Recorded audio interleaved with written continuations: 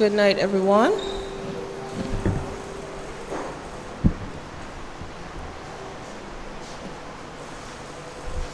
I'm just trying to make sure that everyone that needs to be ready is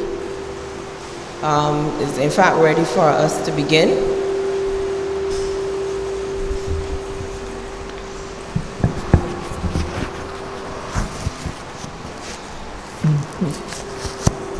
My name is Sonia Hall-Hunt, and I will be your moderator this evening. I would like you first to stand for prayer. Canon Haywood would lead us in the opening prayer.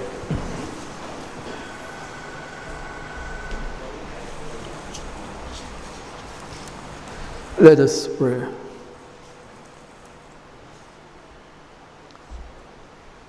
Almighty God, we give you thanks for this opportunity to reflect on our history. We thank you, O God, that in your Son, Jesus Christ, you accepted all who had to make a contribution, and so help them to understand that your love reaches to all. We ask, O Lord, that we be strengthened by this example of yours, who refused no one, but rather was prepared to embrace all. We ask, O Lord, that through our meeting this evening and the information which we will receive, we will recognize what has been our lot in these parts. And we pray to you, O God, to help us to think more highly of ourselves and to be prepared to show your love for us. And that you have made us in your image, and because of that gift you have given to us, we are certainly able to be entitled to what your creation has to offer us. For it is an expression of your great love for us. And we pray that certainly the way in which persons relate to each other will one which will ultimately become such that we are able to recognize your gifts in creating us. And this we ask for Christ's sake. Amen. Amen. Our Father, who art in heaven, hallowed be thy name, thy kingdom come. Thy will be done on earth as it is in heaven. Give us this day our daily bread, and forgive us our trespasses, as we forgive them that trespass against us. And lead us not into temptation, but deliver us from evil. For thine is the kingdom, the power, and the glory, forever and ever. Amen. Thank you. Thank you, Canon Haywood.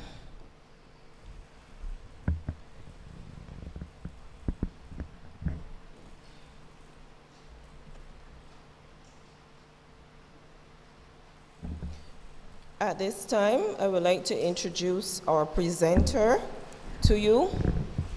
And I think you will all agree that we are very privileged to have here with us this evening Ambassador Robert Bobby Morris. And just to give you a little background on Ambassador Morris, he was educated at Boys Foundation, Earlston, and UWI, as well as Harvard. His occupations included teacher, and he provided these services at the Princess Margaret, Foundation School, and the Barbados Community College. Well, while at the University of the West Indies, he was a tutor in Caribbean history. At CXC, he was the chief examiner in history and also lectured in collective bargaining and disputes and resolution at the Cave Hill campus. At the Barbados Workers Union, he was the Deputy General Secretary, and he was Director of Research and Principal at the Labor College. Acting Principal, I think that was. And then we had him serving as a board member to the Barbados Economic Council and the Barbados Productivity Council. He had also acted as the vice president to the Caribbean Congress of Labor. His publications included New Issues in Collective Bargaining, Trade Union Administration, Trade Unions and Globalizations. And he is a life member and a contributing writer of the Barbados Museum and Historical Society. We welcome Ambassador Morris and his wife, Christina Morris, here with us this evening. Please make him feel welcome.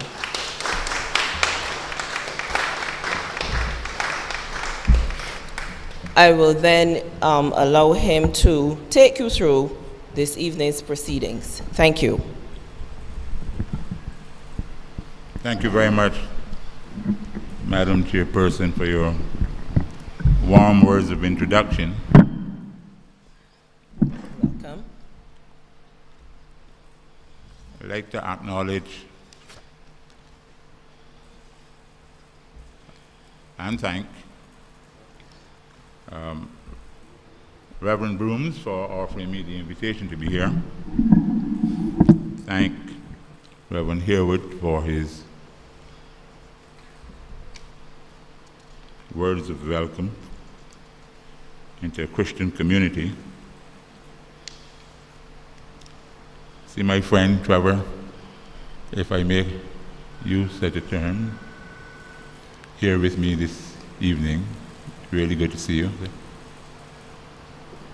And of course, Morris Greenwich also. We have shared some interesting times together, as well as others.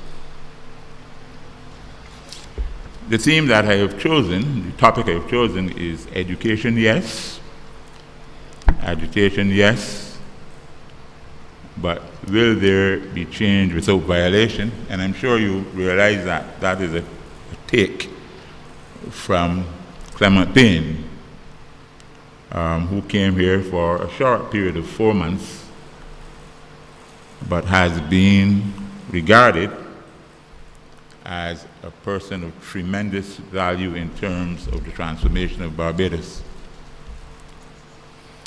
I have always said, and I will repeat tonight, that we mistake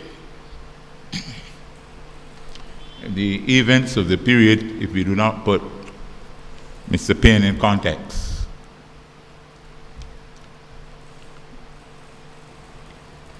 Mr. Payne came and found really Tinderwood collected, Tinderwood heaped. All that was necessary was for him to light the match. And I therefore want to look at that tinderhood, all that wood, all the Barbadian woods that you can think about, that we have placed in furnaces to create heat. All of the mahogany seeds that were collected as young people to make heat in our homes. All of the strips of wood before there were electric stoves and even kerosene stoves. But there were hearths in our home. Every home had a hearth. And you would put that fire and you would put your kettle or you would put your saucepans on some stones and you would push whatever it was that you were using as fuel, and then you would create the heat. So he found already the fuel in place and he had to light the fuel. Just using metaphors, and I'm sure you understand what I'm saying here. I intend to be fairly provocative because we're speaking in the context of a month that has been adopted to celebrate Africans and their derivatives, the persons sometimes called Creoles. I think always of the one drop theory.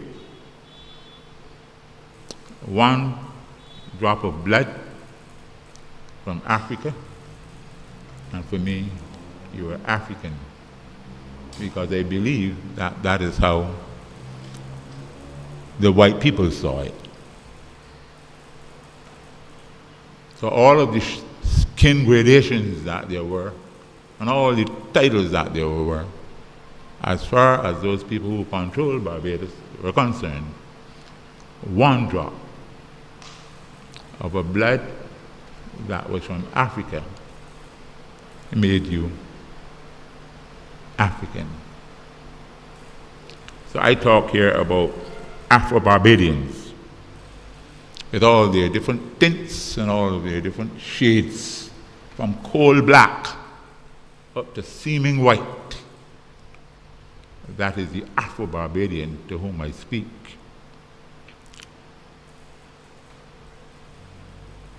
My major claim is that our Afro-Barbadian civilization is at a critical role of its development, and that purposeful and constructive consideration must be given to how we progress our country. We have to be fairly clear where we want to go. It's not easy, the kinds of transformation that we are embarking on. It calls for deep thought. That is why I'm going to be looking at where we came from. And hopefully, in our minds as we listen, we will have our own perceptions of where we should be going, and hopefully how we should get there. Will it be by education?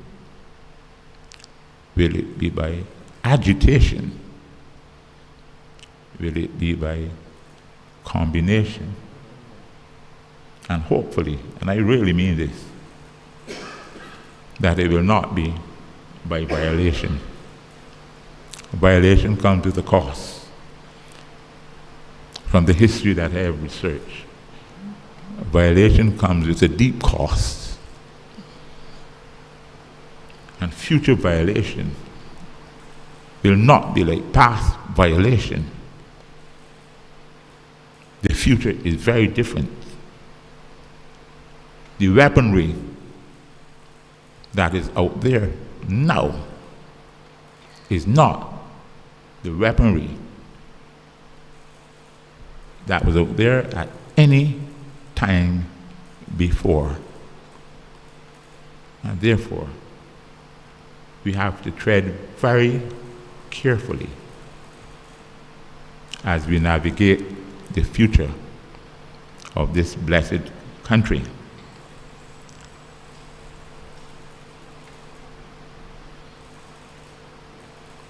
I thank Reverend Broom again for giving me the opportunity to speak to the members of his church at this time. I do not consider myself to be versed in scripture, so you will not find myself making scriptural references. That's not where it belongs. I will say that I've been very privileged to speak to churches over time. I remember being invited to St. Matthias Anglican Church on the invitation of Reverend Merrill. At that time we were looking at how did the church get there? Who was Mr. Mears that provided the land for the church? So again, that was using my historical hat.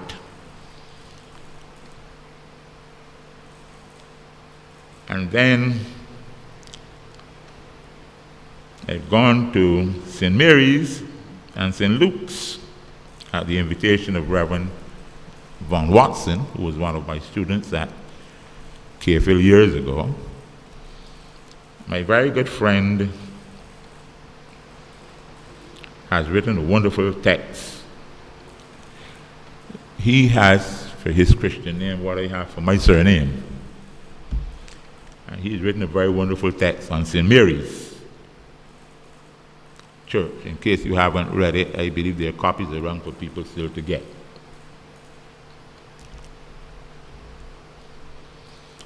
And Von Watson also invited me to St. Luke's. The mission to St. Mary's was looking at a tomb that had been destroyed by a falling mahogany tree, the Barclays tomb. And people were wondering, who were these Barclays? Were they the Barclays of Barclays Bank? Or were they the Barclays of Liberia? And interestingly enough, they were the Barclays of Scotland who came here to Barbados, distantly connected to the Barclays of Barclays Bank, but in no way at all, as far as I could see, connected to the Barclays who had gone to Liberia. Could not find that connection. But it was a very interesting piece of research to share with the church. St. Luke's was different. St. Luke's, most interesting church also, established by the planter class, and the man who built the church, his son was one of the first priests at that church. We're talking about the Piles, Conrad Pyle and his son. He made sure that his son had a job, built the church, and ensured that he would be the priest at the church back in those days. St. Patrick's Anglican Church, I spoke then on the history of the church.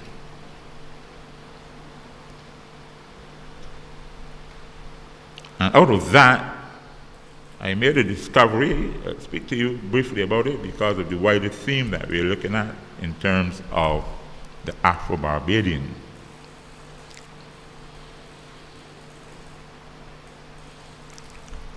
An Afro-Barbadian woman by the name of Mistress Elizabeth Payne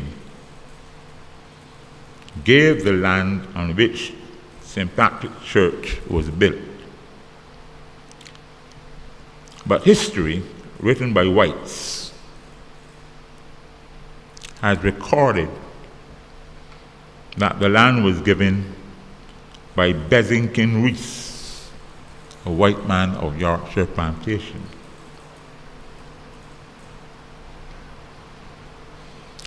I have educated St. Patrick's, and I am now agitating to change that.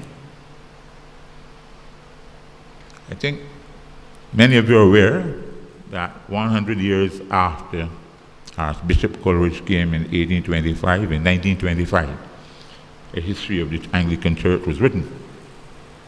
And if you go and read that, you'll see that they have attributed in that text that the church was on land given by Bezin Reese.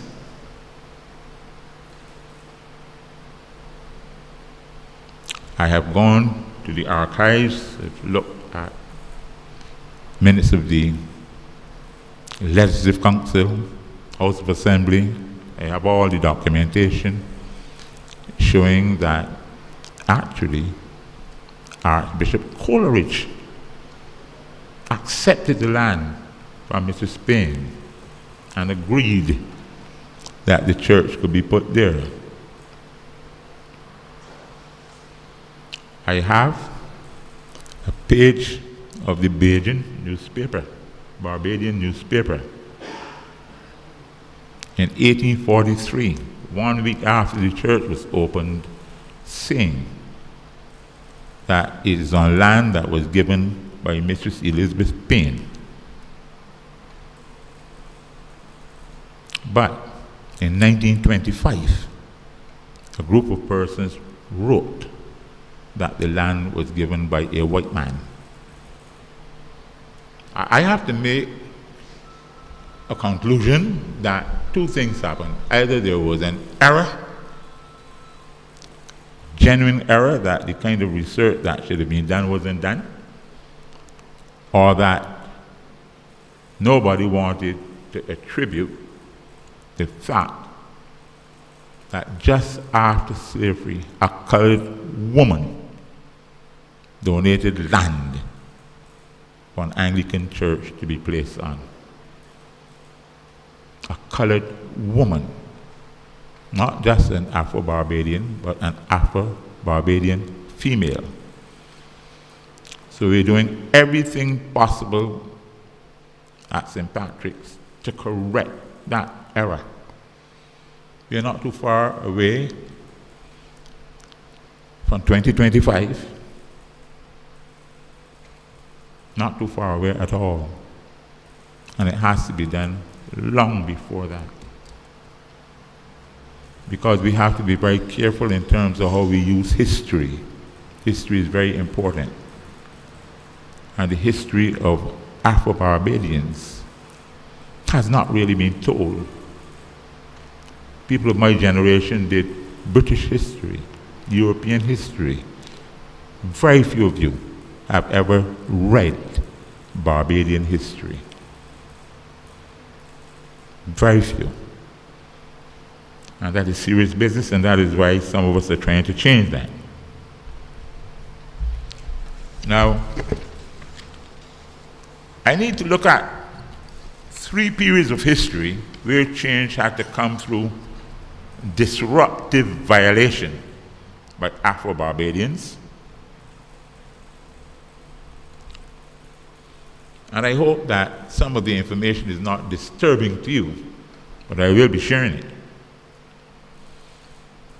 The first period stretches from 1627 to 1816, basically, from the start of British colonization of our country to the Bustle War of Uprising,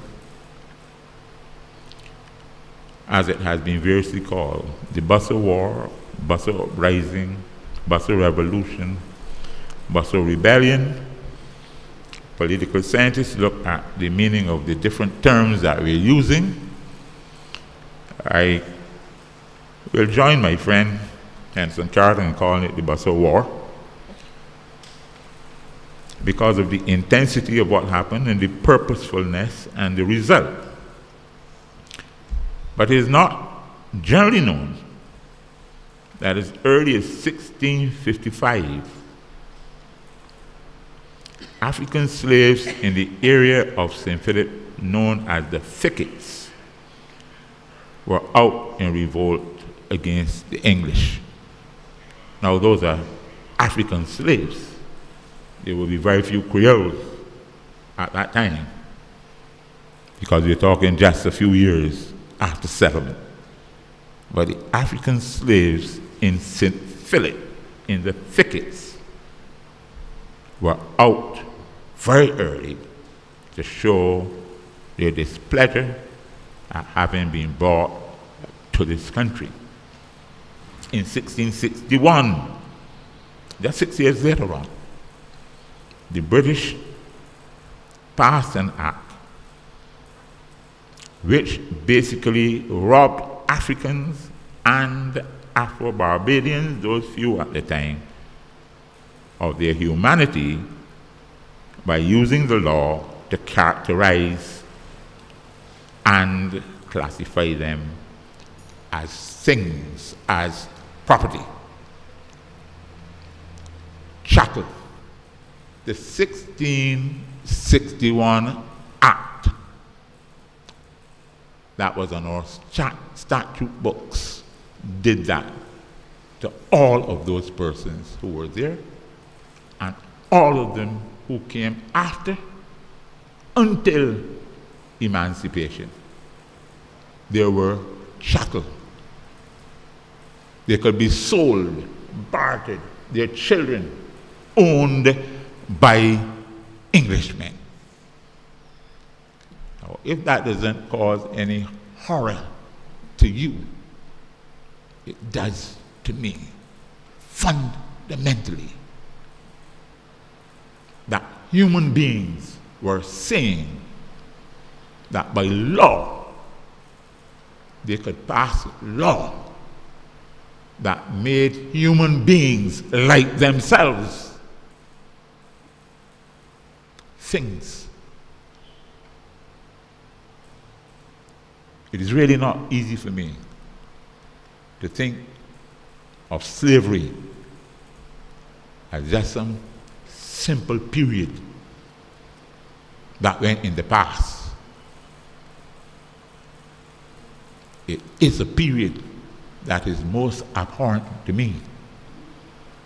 And if anyone thinks that we have totally got over what that has meant,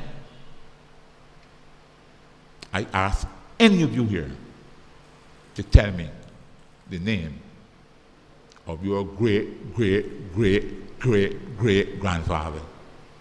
You will never know. You might get back to the 5th grade.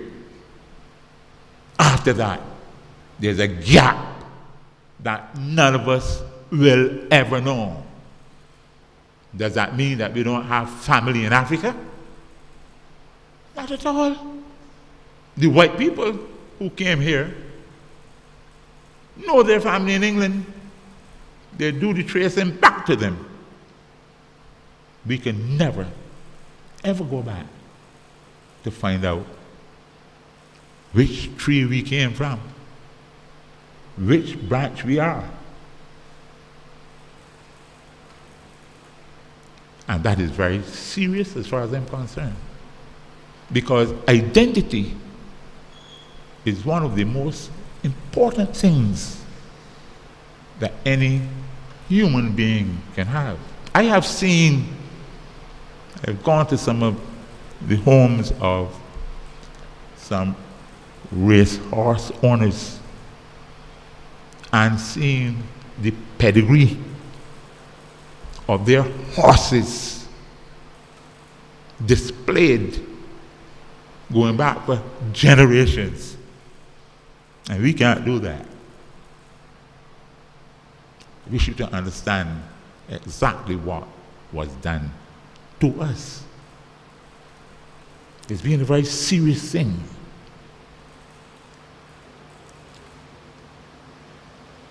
The area named as Tickets was the same area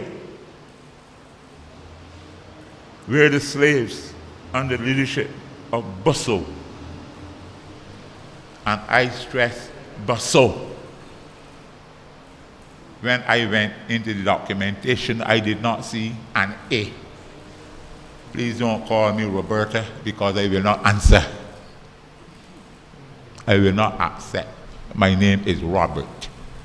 His name is Busso. Joseph Pitt Washington Franklin, Jackie, John Richard Sargent, Nanny Grigg, Roach, and Cain Davis. These are names, quite frankly, that most Barbadian children do not know. Because nowadays we are not even teaching history. We are teaching social studies. So the things that we learned, those children will not be learning. And I would want to see history back in the schools. I would like to see more Barbados and West Indian history back in the schools. Most of my life, I did English, or rather British, European. O-level, A-level. Started to teach it. I went to community college, I stopped it. I stopped both. I introduced West Indian history and American history. That's what I did at community college. To me, I could not find myself teaching English history and European history to those Barbadian children sitting before me, when all I had to do is to persuade the principal to change the curriculum. There's so much change we have to do. These names that I call Bussell, Joseph Pitt, Washington Franklin, Jack E., John Richard Sargent, Nanny Grigg, Roach, Cain Davis, were able to inflict serious damage to the plantocracy. I'm talking about all kinds of damage. Almost every plantation in St. Philip set on fire, knocked down. Property, houses knocked down, etc. Understand, those fellas went out there to war to bring change. For us, to bring change for the future. Now, I have no problem with there being a pantheon of heroes and you become very selective. But for me, everyone here is a hero and a heroine. Every single one is hero and heroine. And it's not just Bussell. Love him as much as I do. It is Franklin. And don't make any differentiation between, because one is black and the other one has more than a drop of white blood. It is not your color that determines your character or what you do. It is your behavior. The man put his life on the line. And I understand that the big thing against Joseph Pitt, Washington Franklin, is because another historian, joined by another historian, had written about the rebellion in such a way as though they had it in color position. Up front then would have been Joseph Pitt, Washington Franklin. And then it would have been Cain Davis and Sargent and so on. And after that came Bussell. That was wrong. That was wrong. But because those historians made that error, we should not penalize those persons. Like Franklin. Just because he was put up front, that is wrong. Joseph Pitt, Washington Franklin was a hero. Believe me. He was a hero. And as far as I'm concerned, he had the one drop. That is how he was seen by the people with whom he moved. That is how he was seen, and that is why he was treated that way, in the way that he was. So we cannot go back. And we cannot try to change things to suit our modern circumstances. We can't do that. Let's deal with what happened then and give the people the honor that was due to them for what happened then. Don't try to editorialize their lives and sanitize it in the way that we want. That is not fair. It can happen to us too, somewhere down the line. And we can't even defend ourselves because we're not there anymore. So we have to understand what we're doing.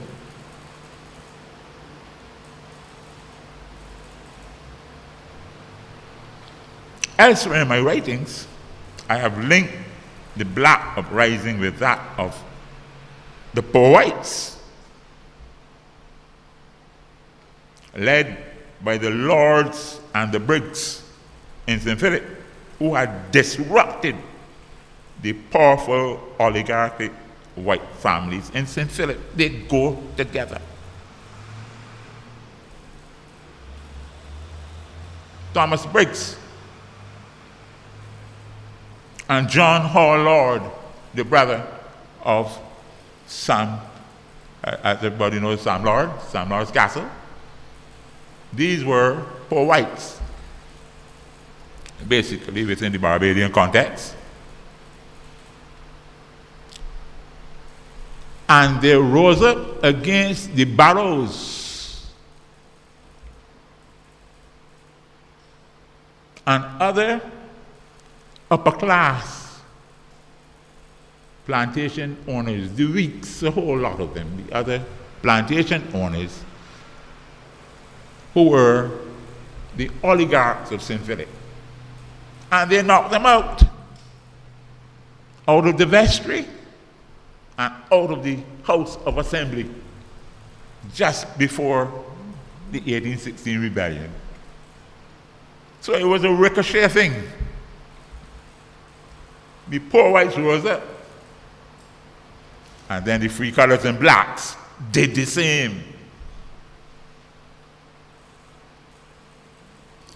We cannot disconnect those two events in our history. They're very close. Two disruptive events that led to certain good things for us. At this point, I also need to locate the role of the Reverend W.M. Hart, rector of St. Lucie, who in 1827, just 11 years after, so you have to put it within that context. And again, when you read St. Mary's, you will see the kind of acclaim given to him by my brother. He was accused of inculcating doctrines of equality among the slaves.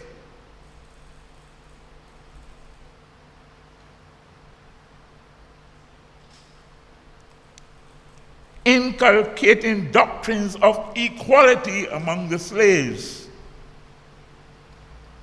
which was considered inconsistent with their obedience to the masters and to the policies of the island. He was carried before 3 magistrates, found guilty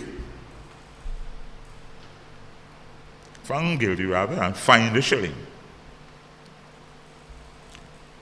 Well, he was later pardoned by the king.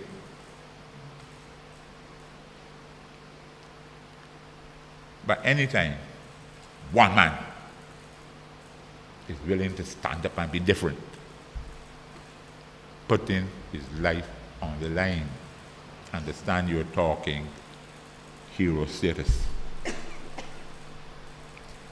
Daring to be different. Reverend Hart was.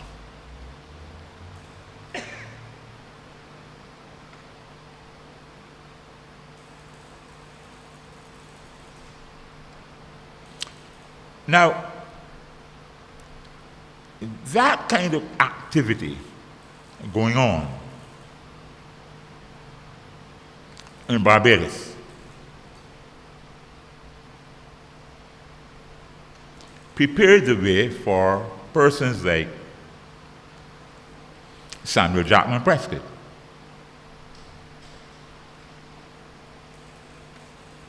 to become a member of Parliament, to form a party, the Liberal Party, and to start the process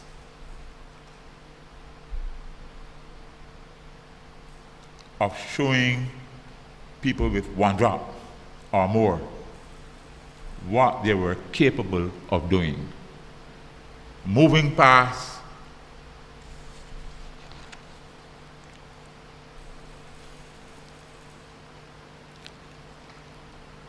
just the agitation, just the education, into actualization. This is fundamental. Actualization.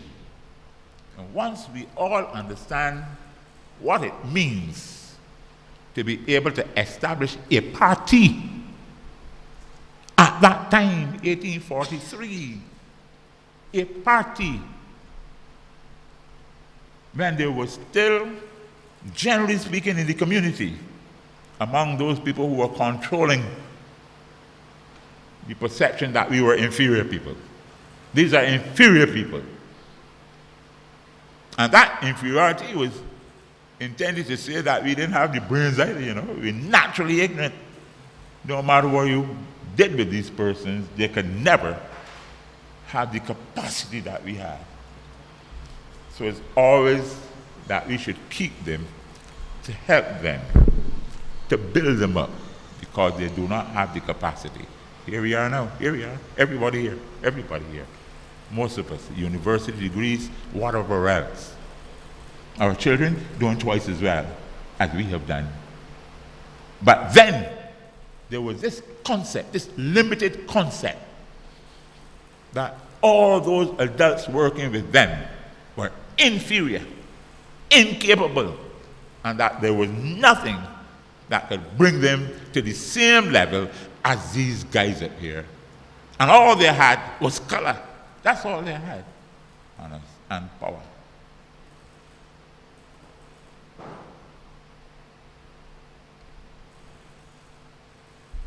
And 60 years after the 1816 War of General Basso and his band of warriors came the 1876 Confederation riots, as they have been called. Now, elderly Barbadians would still have retained the memory of 1816. In 60 years, I can remember things 60 years ago. I'm not going to do the arithmetic, if not, you will know my age. But I can remember things very well that happened 60 years ago, 60 years ago, still in the memory. And if you had a mother or father that told you things, your memory goes even further back. So in 1876, a lot of the people still had a memory of what happened. And they were talking about General Basso. They knew that he wasn't too good at in terms of how to use guns. They said he didn't know how to put the gunpowder and the shot down inside the rifles. And then you had, of course, to put in the gunpowder before you pull and get the explosion. So some of those guns might have blown up in people's hands and so on. They weren't expert at it. That is what they remembered. And they said, not this time. We are better armed and better informed in terms of what we have to do.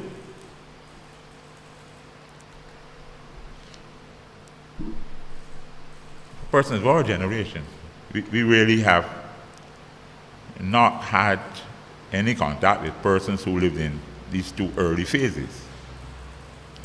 And so our information comes from what we have been taught and what we have researched, and we have had to derive our own truths. We've had to reach our own truths. There's evidence, as he said, that the memory of General Basso was still alive in 1876. And I would say this, the problems driving the 1876 disturbances have been shrouded by the major focus of Dr. Bruce Hamilton on the constitutional issues he raised in his thesis and his book on the Confederation crisis. If I ask you to raise your hand, have you ever read a book called The Confederation Crisis by Hamilton? If you have, shock me and put up your hand. No, you have not. And it's really the only book out there, the only book of substance on the Confederation crisis. So unless some teacher took time and taught you about it at school, you really would not know. And when I read it, I brought my set of eyes to it. And I realized that he was looking at it mainly from a constitutional point of view. Mainly a constitutional point of view. And from that, you can see that Governor Robert Pope Hennessy was seen by the local planter class as a troublesome Irishman who was friendly with inferior whites and their Afro-Barbadian cohorts,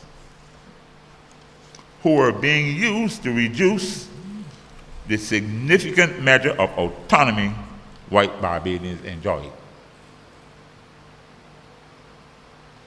These were outsiders. Pope Hennessy was an Irishman. An Englishman looked down on Irishmen. That's the first thing.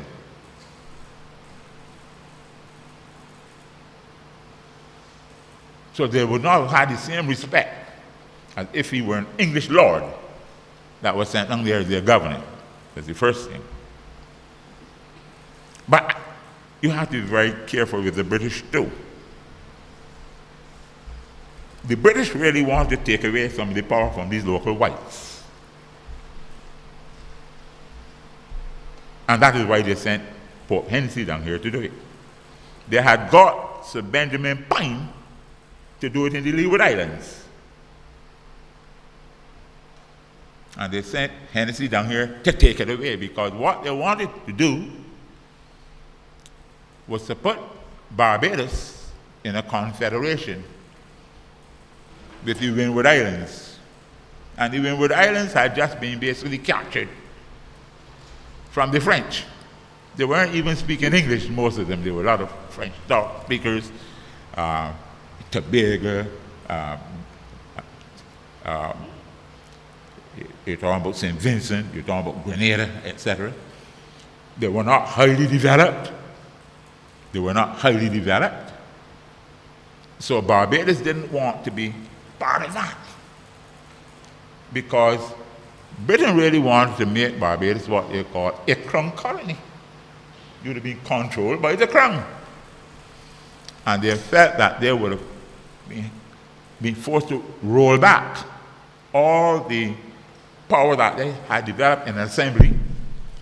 And quite frankly, I can sympathize with them, because if we had inherited crown colony government, we would have to fight back again too to get back to an independent status. So I can sympathize with them there.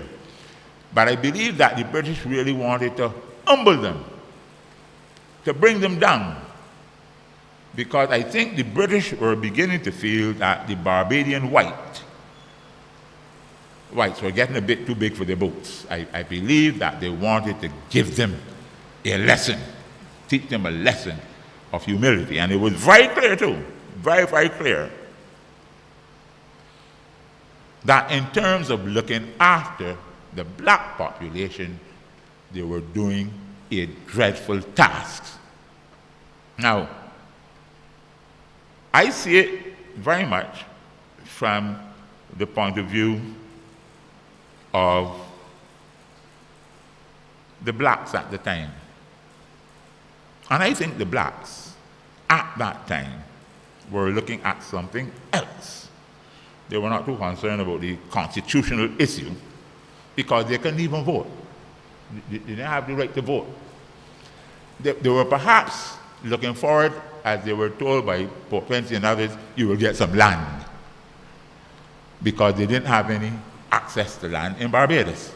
But they felt perhaps that if they went to these new territories, some land would be open to them. That's one of the promises that would have been held out to them.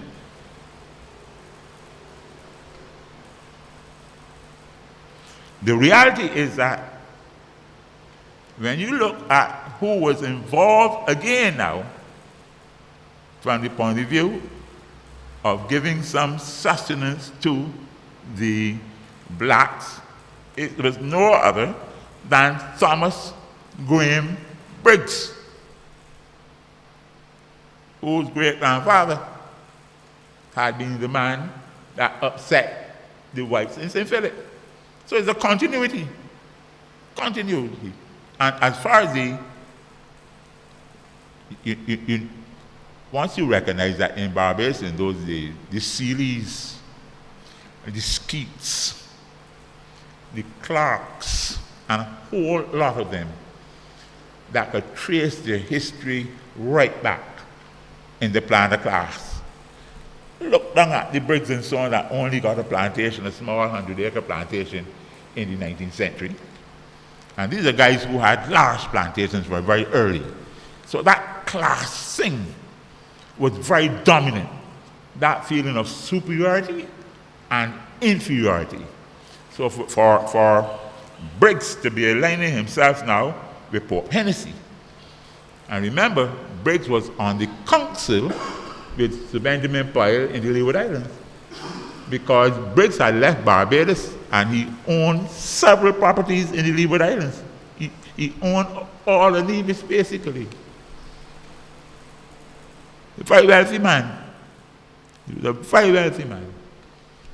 But that did not put him in the same status as these persons, because they're talking about class.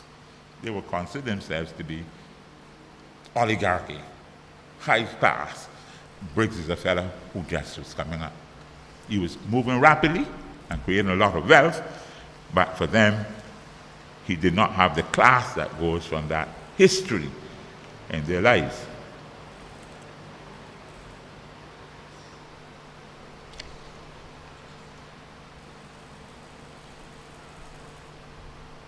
So the Afro-Barbadians were in a dilemma. To make things worse, a Located Labor Act had been passed, basically tying you to a plantation, as it's called, located laborer. So you're tied to this plantation. You had to rent the house on the plantation. That was a shed for you. If you wanted to go and work at another plantation that was paying higher wages, you lost your right to occupy that space. And the most important thing for man, after all, is his home. His home is his castle, no matter how small it is. So the located labor system was a very tough system. It was meant to keep you in your place, tied to the plantation to which you belong. So that was a terrible thing. They were getting low wages. They could not move. They could not vote. Those are the things that would have been agitating the minds of these poor persons. Fortunately, the schooling system, they were able to go into some small schools that were being established at the time. Nothing like what we have today, where you have free secondary and free elementary education, but they did get into church schools. There were some church schools around. And they were beginning to have a concept of themselves that they should be better. Now,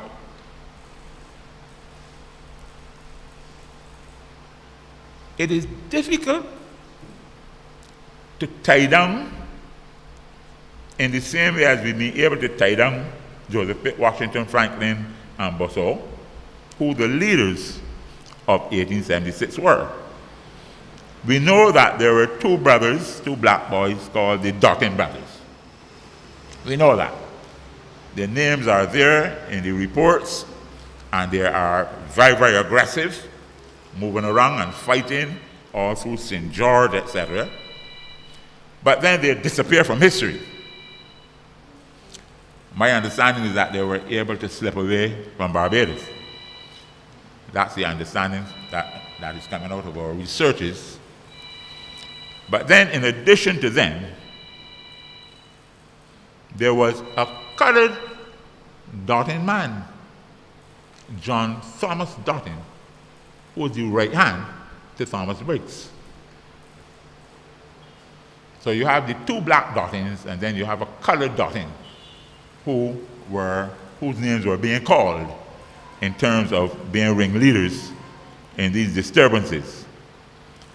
John Thomas Dotting had to run away from Barbados. He had to go to Santo Domingo. The interesting thing is that I'm in direct contact with his descendant, a gentleman by the name of Eduardo Dotting. And we are in constant communication, Facebook, WhatsApp, etc. And he sends pictures of what his ancestors looked like and so on. And he still sees himself as partly Barbadian, even though the family went to Santo Domingo. And he was a pharmacist and other things, and pretty wealthy guy and so on. Comes to Barbados when he can. Now, the 1876 disturbances prevented the formation of a Windward Island Federation, and probably was a hindrance to the federal concept since that time. In this case, the violation did not bring significant consequences for Afro-Barbadians. A name, Samuel Cowes Elcock, can be listed as one of the agitators in terms of the Afro-Barbadian cause. I haven't been able to pick up much more than his will. So nothing has been written significantly about him, and he's again waiting to be researched further. But I remember the person who gave me that name was the Honorable Hilton Vaughan. Before he passed, he was doing some research himself, and we came across Samuel Cowes Elcock.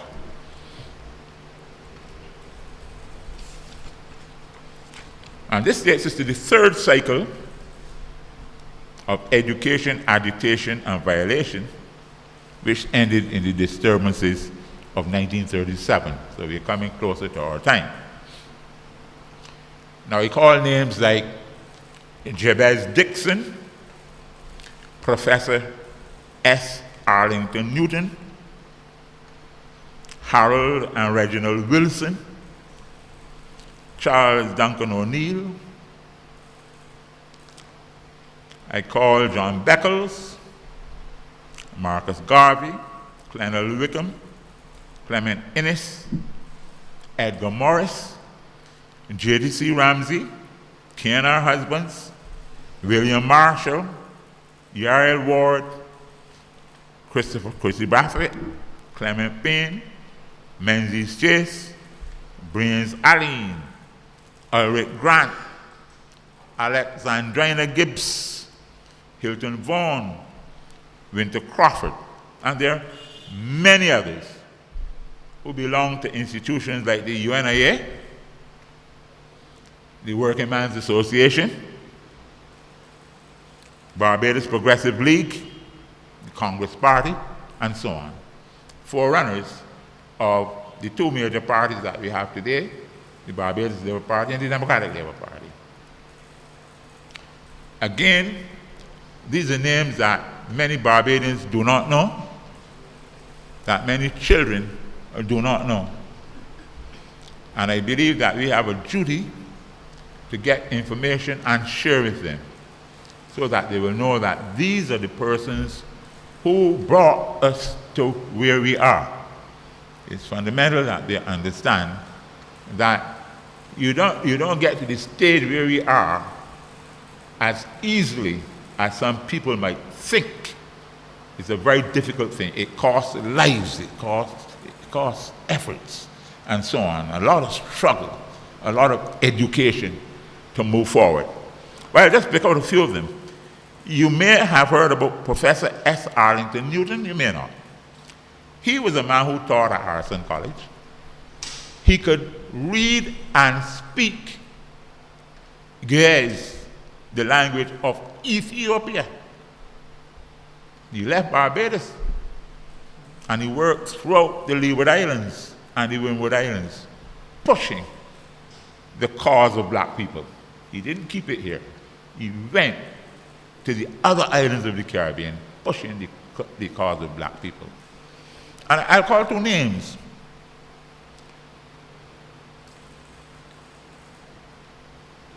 Connected with him. Anthony Newton taught me at Foundation School. And you all might know former Senator Ann Hewitt that taught at community college for years. She also is of that family. Quiet people, and they don't go there and talk a lot.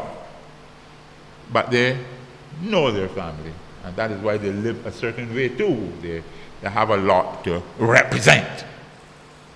They have to keep the standards going all the time. Professor S. Arlington Newton called his group the Eulogicians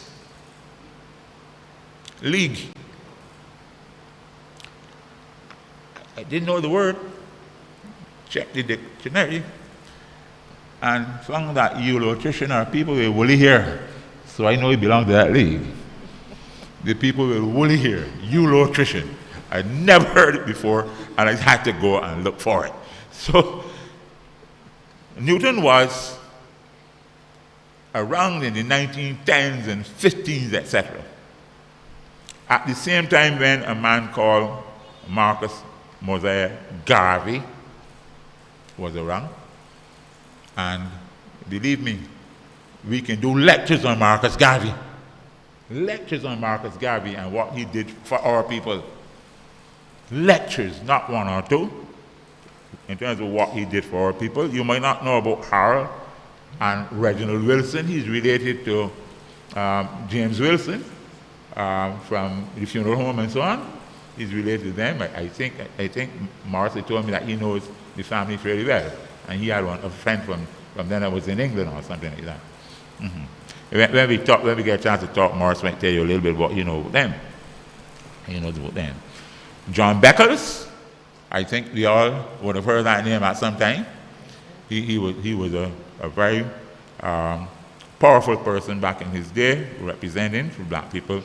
Clennell Wickham, again, John Wickham, Peter Wickham. Actually, there was a book put out in 1995. Clennell was born in 1895, and John was still around. And in 1995, he put out a small booklet on Clennell's speeches. I found myself with 2 copies, both signed by John Wickham. So I seem to have gone twice to make sure that I get that book. But I'll tell you this, when I look at Clennell Wickham, I'm looking straight at a man called Peter Wickham. The face is so obviously the same face in a way. Peter looks so much like his grandfather, very much like his grandfather. You see, so we talk about genes, but remember, these genes go, they keep going all the time. The genes go from father to son, grandson sometimes, and so on. And good thing you have pictures in those days. He was a newspaper man and he moved around a lot, so pictures have been kept of him. Not many, but those pictures allow you to see what he looked like. But these are great people, believe me. Brains Allen, when you hear that, you talk about Ezra Allen, who was just passed. Right? A giant of a man, right? A giant of a man. Both of them, quite frankly, brilliant people. Alexandrina Gibbs, I think she has must be a grandson or great grandson in Parliament today. Gibbs, young Gibbs, who's in Parliament, comes right down from Alexandrina. Alexandrina used to operate in South Street area and so on. She had her own shop, her own business and so on. So when you see some people come into the public domain, they come in sometimes quietly, but it's not that they don't come with background. It's just that they might not hold it on their shoulders, and they don't keep noise about it. But I think his name is Chris Gibbs, as against Chris Gibbs, the swimmer. This is the other Chris Gibbs. Chris Gibbs is a direct descendant from Alexandrina Gibbs, who was very close to Charles Duncan O'Neill. Very, very close to O'Neill. And we were around, most of us, with Hilton Vaughan, Some of us knew Winter Crawford and so on. So this group stretches to some that are a little before our time. And one person we can't leave out, although he is a little early, is Moses Wood. Moses Wood is the man who started the landship movement in Barbados. And the landship was a social organization. It was not just about dance and music. It was a social organization. It brought people together to understand their Africanity and to understand their culture and to understand that there is something that black people all have that belongs to them, that culture that came from Africa. And I think it is still persevering in Barbados, rightfully so.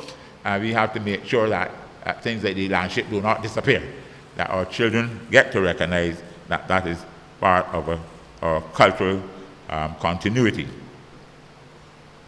And all these people were concerned with constitutional decolonization, improvement of the standards of the living of the working poor, and the basic rights of free people.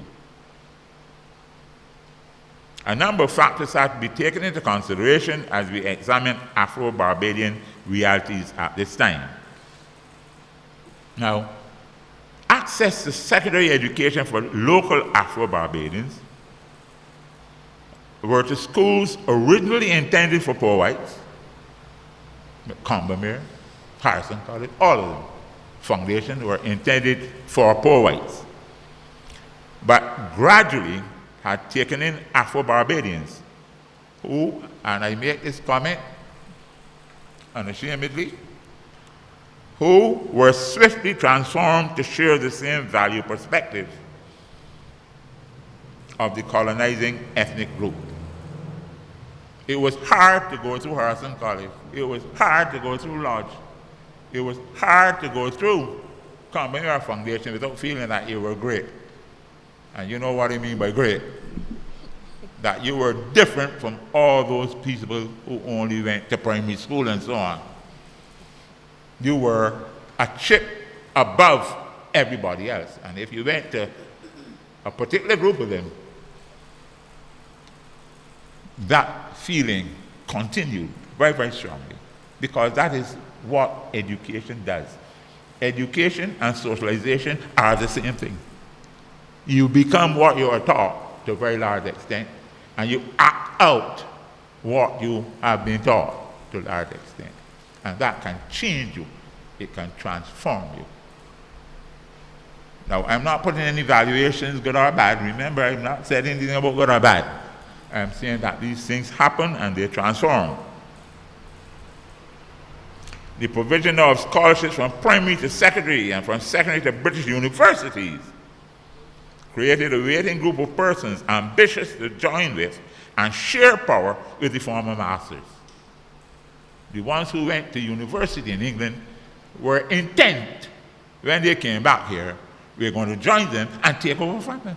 Understand that? That's what they went for. It does not mean that the local planters did not go to university. Don't believe that at all. Because sometimes you get the impression that these were a bunch of ignorant people who only knew about growing sugar cane. That's not true. The planters spent money. They sent their children to Cambridge. They sent their children to Oxford. Because their aim was to resettle to England anyhow, to go back up to their mother country. Once they had the wealth to do that, many of them did that. And I would say this, Oxford became very popular with Barbados, but Oxford is a very, very conservative university. Oxford is different from Cambridge or the London School of Economics. Oxford is a very, very conservative, upper-class university. So when you came back from there, and you've gone to the Arnoldian School, Thomas Arnold type of school here, Combermere, Harrison College, etc., and then you have Oxford on top of that, and you came back, then your head is fairly big. You were turned into an English gentleman, basically. And your job was to secure and protect English culture. At the same time, Britain itself was undergoing serious changes, not least of which was a radicalization of the masses, with a clear differentiation between parties and philosophies. In Britain, you were getting the Conservatives, the Liberals, and the Labour parties becoming clearly defined.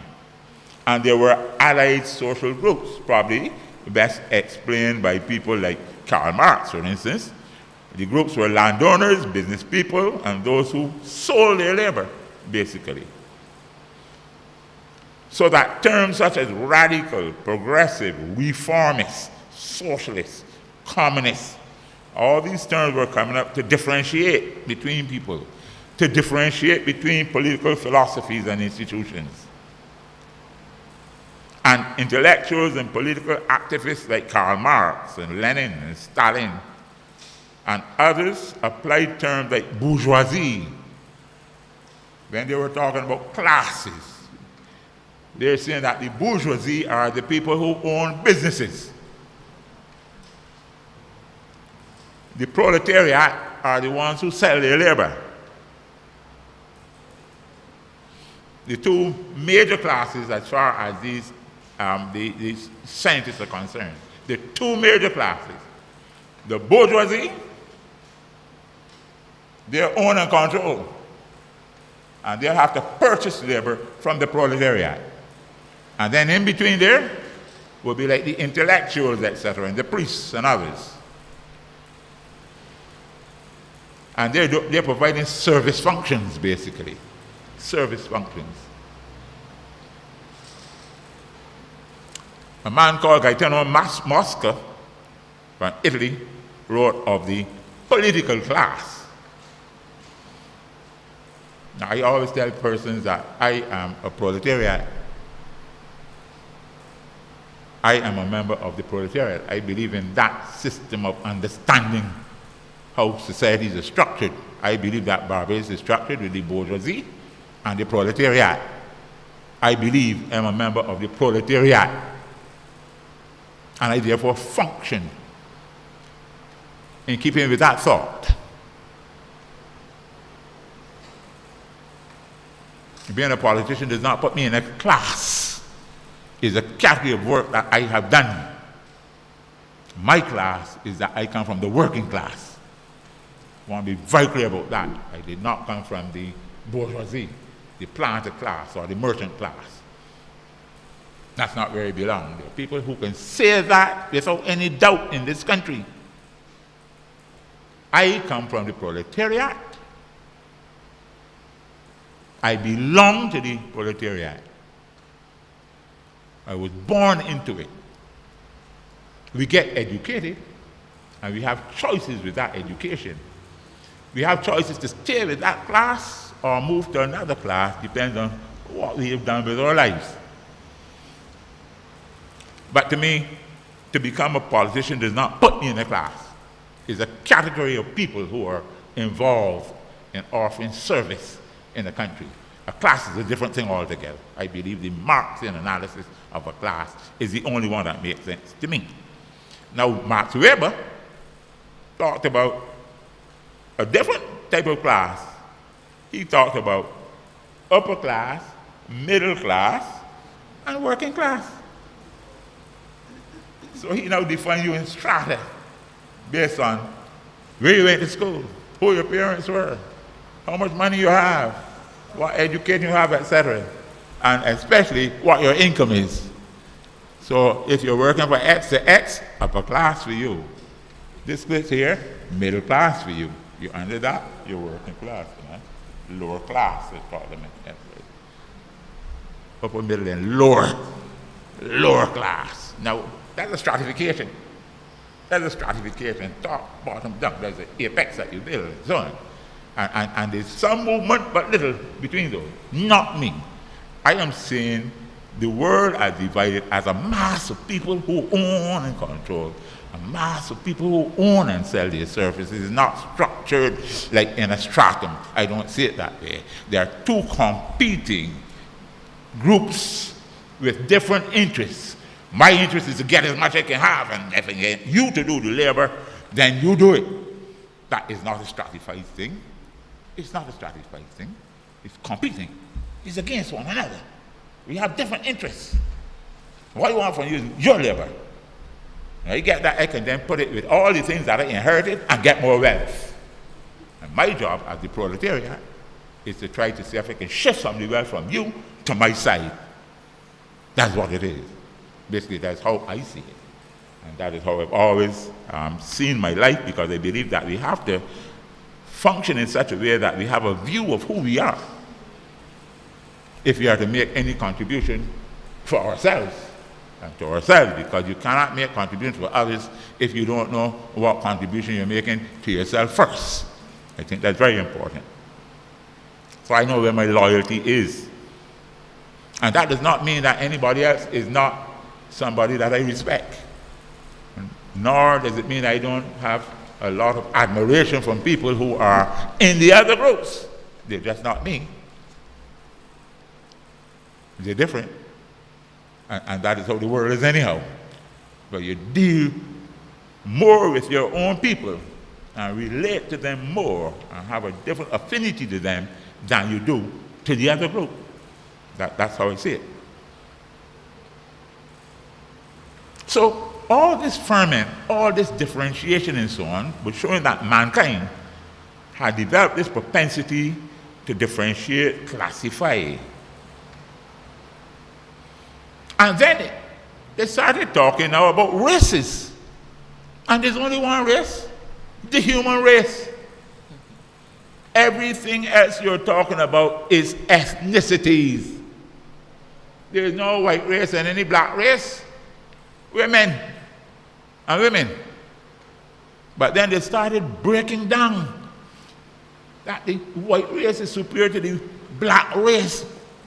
There's only one race. We're human beings, Homo sapiens. But we have different ethnicities. You go into Africa, in any one country, Nigeria, Ghana, Kenya, and there's people of so many different ethnic groups, but they belong to one country. But the ethnicities are different. So their practices, the way how they decorate themselves to show their differences and so on, their customs and their cultures vary because they're ethnically separate. But all of us are human beings. All of us are human beings, and we need to keep that in our minds all the time. Nobody is inferior, nobody is superior. No, I don't believe in that theory at all. Some of the Barbadians who have been educated in Britain, Charles Duncan O'Neill, Grantley Herbert Adams, Edward Keith Walcott, found themselves competing for power in terms of educating and agitating for the causes they represent. E.K. Walcott, brilliant lawyer, was famous for gaining convictions in murder cases. I think they said he won 23 out of 24. He was good. So you're guilty. He's very good. Attorney General. Now, his family was traced from a 17th century planter by the name of E. Walcott. I'll be talking about him on Monday, talking about the Walcott family on Monday on VOB, Henderson Carter. But in the period under discussion, the family owned Apesill and Waterhall Plantation in St. James. He was responsible for those charged in the 1937 disturbances. He was the AG. O'Neill, returning to Barbados in full after active agitation in England, in Dominica, and Trinidad, because it was not only Barbados. When he went to England to study, he got involved in the politics. He went up to Dominica, got involved in the politics. He went out to Trinidad with the Workingmen's Association, and there he got involved in the politics. And then he came back to Barbados because he was picking up experience to come back here. He established the Democratic League, DL. So when you see DLP, you understand what that's all about. A nephew doing his thing after his uncle. DLP, DL and DLP. He set up the Working Men's Association, which was a quasi-trade union, but there was no trade union law. So it was operating outside of the law. He had a strike and almost had to run from Barbados because there was no right to strike on the statute books. And he also set up the Working Men's Cooperative Society. 3 institutions this man set up. And he fought, and he fought, and he fought, and he only got in when he was tired out and old. And people had been hearing him all the time. So he had lost his loss. And actually, the men that he worked with got into the house before him. People like Chrissy Braffett and so on got landed up before he did. He landed people but could not land himself. Sometimes his friends told him that he was perhaps a bit too rash and too brash, and that when you want to be able to lead people and to get the vote and so on, you have to be a bit more diplomatic in the way how you operate. But that was the man's style. In the later years, the people went for Henry Walter Rees, who was like him, an Afro-Barbadian, highly qualified lawyer, very skilled person, man about tongue, get on well with people, etc. And his family also went back to the 17th century.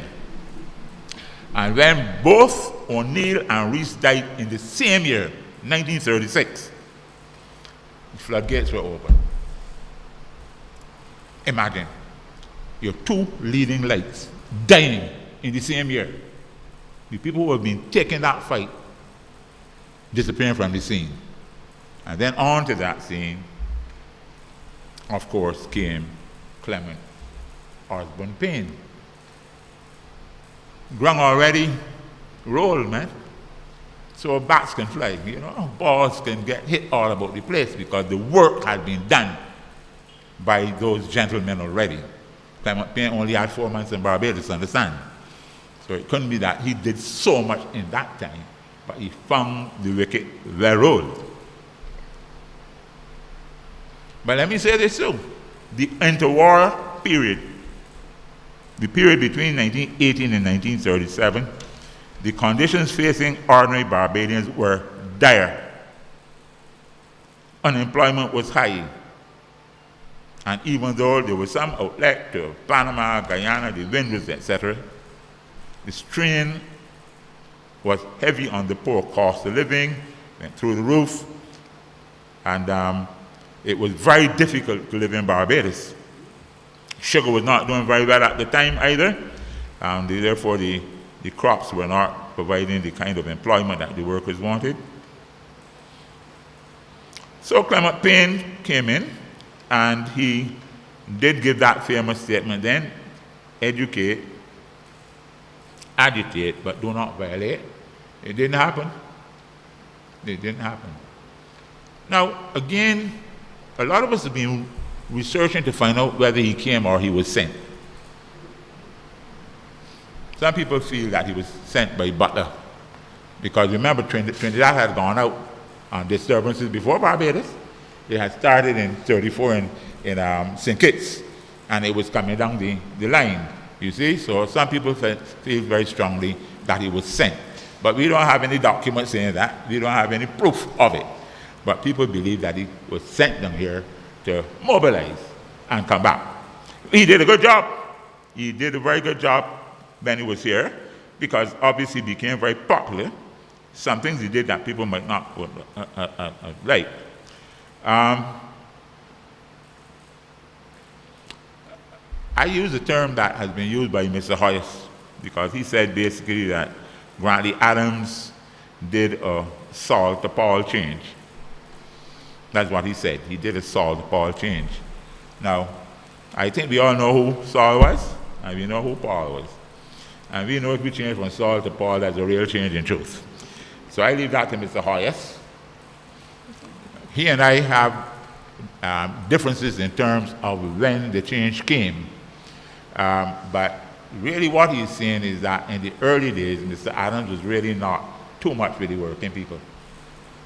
He was working as a journalist basically. He was the editor of the conservative newspaper and so on.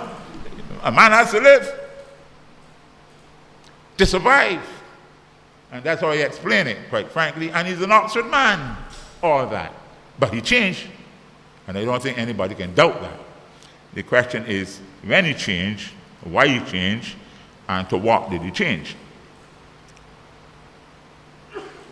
But he made this change, and it did not stop the Barbadians from going out there, because they felt all the education they got from O'Neill and all of them, that they had to do some violation. They had to violate. And it had started not just with the riots, but there were all kinds of food and hunger riots in the country before things came into town. It was a very hard time. And the official figure given was 14 dead, 47 wounded, 400 and over jailed. My research has shown that some of those persons that went into the wounded later died. So that number came up. So that number has to be changed at some time when we do all the research and we can identify clearly who died when and where. I saw people who were shot off Sandy Lane. Morris kept telling me how to look for these people, and so I saw people who were shot off Sandy Lane that were not recorded among the ones who were recorded in the Dean report. So I know that the number is different. So after the 1937 disturbance, the next phase of change was building the party system and the trade union. Education, agitation. This was achieved through education and minimal violation, as I call it. And that violation was the form of industrial action. We had a number of strikes in order to get the trade union established, because the intention of management was to keep them out. And if they could keep you out and break your spirits, eventually people like Hugh Springer and Frank Walk and those fellas would have to desist. But that did not happen. So there were strikes against planters, merchants, the newspapers, telephone company, the government over the years. And I've been hearing about a few in the last couple of days too. Some little things happening recently, so it looks to me like there will always be a little violation. And so we can say strikes, demonstrations, and marches have become a feature of our economic struggles. I am minded to add that in this phase between the 1930s and the current period, most of us of my generation have had our eyes not only on our nation state, but also on our brothers and sisters in Africa. I remember in the 1950s, and maybe some of you who are my age remember that too, the mobile cinema. The mobile cinema, and watching the Mau Mau. I remember watching those. Jomo Kenyatta, the news about Jomo Kenyatta. I remember thinking, who are these Mau Mau? Because they represented the people, with all the costumes, etc. I didn't understand at that time that these were people fighting for the freedom just as Barbadians were fighting for the freedom. But clearly, the name Jomo Kenyatta has always stuck in my head. We heard news about Hastings Banda, names like Kwame Nkrumah, people like Seret Sikama, Nelson and Winnie Mandela are recent, but these are names that meant as much to me as a Barbadian, quite frankly, as any other Barbadian, any person who was a Barbadian born, because we identified closely then with what was happening to our African brothers and sisters. We start to recognize that although they are across the ocean from us, they are our own, and their struggles are our struggles. And the same for our Caribbean cousins, whether in the English Caribbean, the French Caribbean, or the Dutch Caribbean. You realize that our struggles have all been the same. We've gone through the same phases. Whatever lecture I'm giving you now, a repeat lecture can be given by a Trinidadian about the phases that they went through. They will just be calling different names in those different phases. However, we can boast that in the search for sovereignty, and I'm coming to the end of my discourse, Barbados has moved to independence and to Republican status without any agitation, without any violation. All those other moves brought about violation of some kind. And we are now at the top of the hill. And nothing has been pushed down. We are moving to set up a constitution now to discussion, discourse, and so on. We don't know yet what it will be, but we are hoping that the wise men looking at it will give us one for the future, because that future has to be thought out very carefully. That future cannot, to me, be the same after we went through things like the African marches and so on in the 1970s, etc. The movement of Nelson, and all those things that is saying that Afro-Barbadians are expecting more and different. It's very clear to me that we are at a very different stage of our development, and I say the ball is in the court of Afro-Barbadians today to determine where Barbados will be. Because constitutional decolonization is complete. The structures have been changed, but our economy is still in a particular position where I think we have to do some agitation. We have to do some agitation about that economy. Quite frankly, I'm reaching the point where I believe education has to be radically transformed too. Seriously. It still has a lot of that Oxfordian and Arnoldian thing about it. It has to be transformed. Your children and my grandchildren want to be scientists, business people. They don't want as much of the arts as we had to take.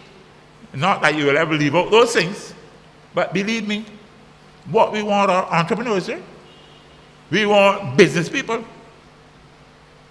We want people that you don't turn on your WhatsApp or something and hear that the airport down, the lights gone, somebody going to hit the QEH and the services. We want those things fixed quick, or done in such a way that you can't touch them too easy. So we have to become very technically skilled. We have to get at the same level as the United States of America, Canada, England, or anybody else, because I know we have the brains, we have the ability. We have shown that through all these years and phases. The only thing that stopped us from achieving is that we were things. We were chattels. Up to 1838, we were things. We were chattels. And then gradually, we got some primary education. And then gradually, we got access to secondary education. Now, we're getting more university education. And more of our young women, you can see them out there with their doctorates in law, in medicine. There's nothing that they cannot do. All they need is the opportunity. And I thank you for the opportunity for addressing you tonight and sharing my views about the importance of education, agitation, and violation when necessary. Thank you.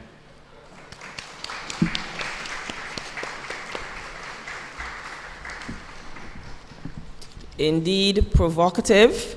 What y'all might have seen on my face looking like boredom was total immersion. That is the word. I was learning, and that is what I came here to do this evening, primarily. Now, we have a brief question and answer session, but before we go into that, I omitted to introduce the committee, those members that are here, and I would like to rectify that now. So let me introduce our committee chairman. We have Mr. Humphrey Broom. Please stand. We have Mrs. Rhonda Hall. Kindly stand. Thank you. And we have Mr. Louis Boxill. And not here in person this evening is Mrs. Cicely Walcott. I hope I'm not missing anyone that is officially on the committee. And myself, Sonia Hallhunt, I was assimilated into the group. And yes, I'm going to stick to that word. And there were some others who would have assisted, but I think that that is the full committee, correct, Mr. Broom? Okay, and we would like to just entertain any questions that have been posted either via Zoom or YouTube.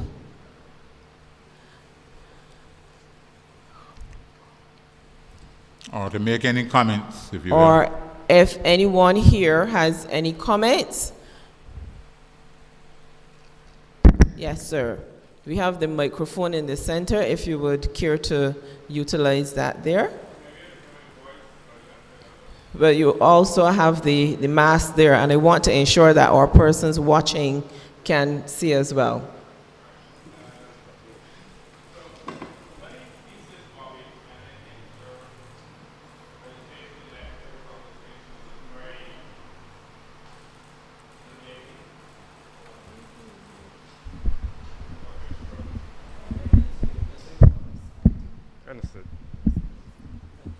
Hi, Bobby. My name is Hallam Hope, and I'd like to put this thesis to you that while I don't have your depth of historical knowledge, I've certainly spent a lot of time, a lot of decades studying technology, which today is money, in my view, right?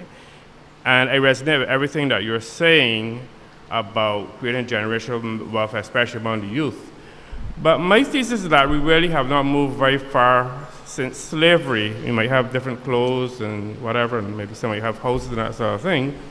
But when we look at the inflation rate in Barbados at 8.5%, and I believe some data that shows about poverty and that sort of thing, my question is that from a financial perspective, we really have not moved very, very, very far. But I suggest to you that the good news is that the opportunities are there. So I agree totally with you in terms of developing a younger generation that focuses on entrepreneurship and business and that sort of thing.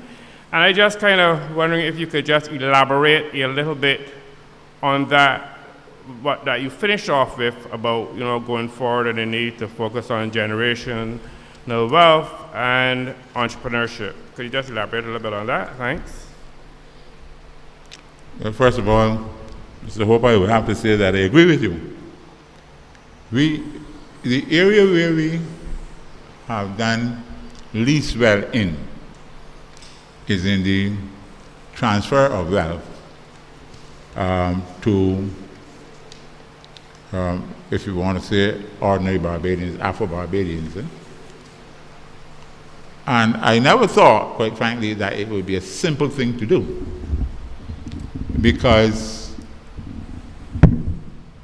when I study how the planter class made their wealth, it was over generations of building.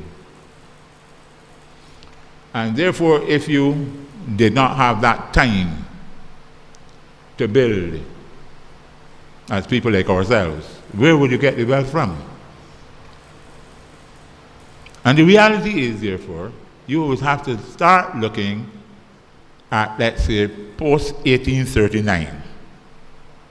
But believe me, for a long time after post-1839, things were still loaded against us. And even in the last phase we talk about, which is about political parties being started by people like ourselves, that had nothing to do with wealth distribution. That is why dividing something called a ballot, a vote. Each man has one ballot, not each man has $1. That's a different thing altogether. The reality is that money is transferred from owner to owner. The people who are the bank loads, the loads of money, just get transferring it to their own. And that has continued. And it's not being invested in Barbados, you know. I looked at those planter class people who had money and they invested in railways in England, the Dottings invested in railways in England, and huge farms in England, because most of the wealthiest white people returned to live in England. They carried away the wealth that they had with them to England. And sometimes the wealth might have well been in gold coins and silver coins, etc. But whatever they had, they carried that wealth with them. So we have not had a long time being trained to become wealthy. And then apparently there has been some feeling among Barbadians that wealth isn't good for you. You won't get to heaven if you're wealthy. So they choose to be poor. It's all right to be poor. No, the white people don't have that attitude at all. Not at all. They want money. They want wealth. And they want to leave as much for the next generation and for the next generation, for the next generation. Sometimes we want to use all in one generation. They work for it and lick it out. Start again, start fresh. So, quite frankly, when I went into the Barbados Workers Union, Frank Walker said to me, start a credit union. I went in September, by December 1 was registered.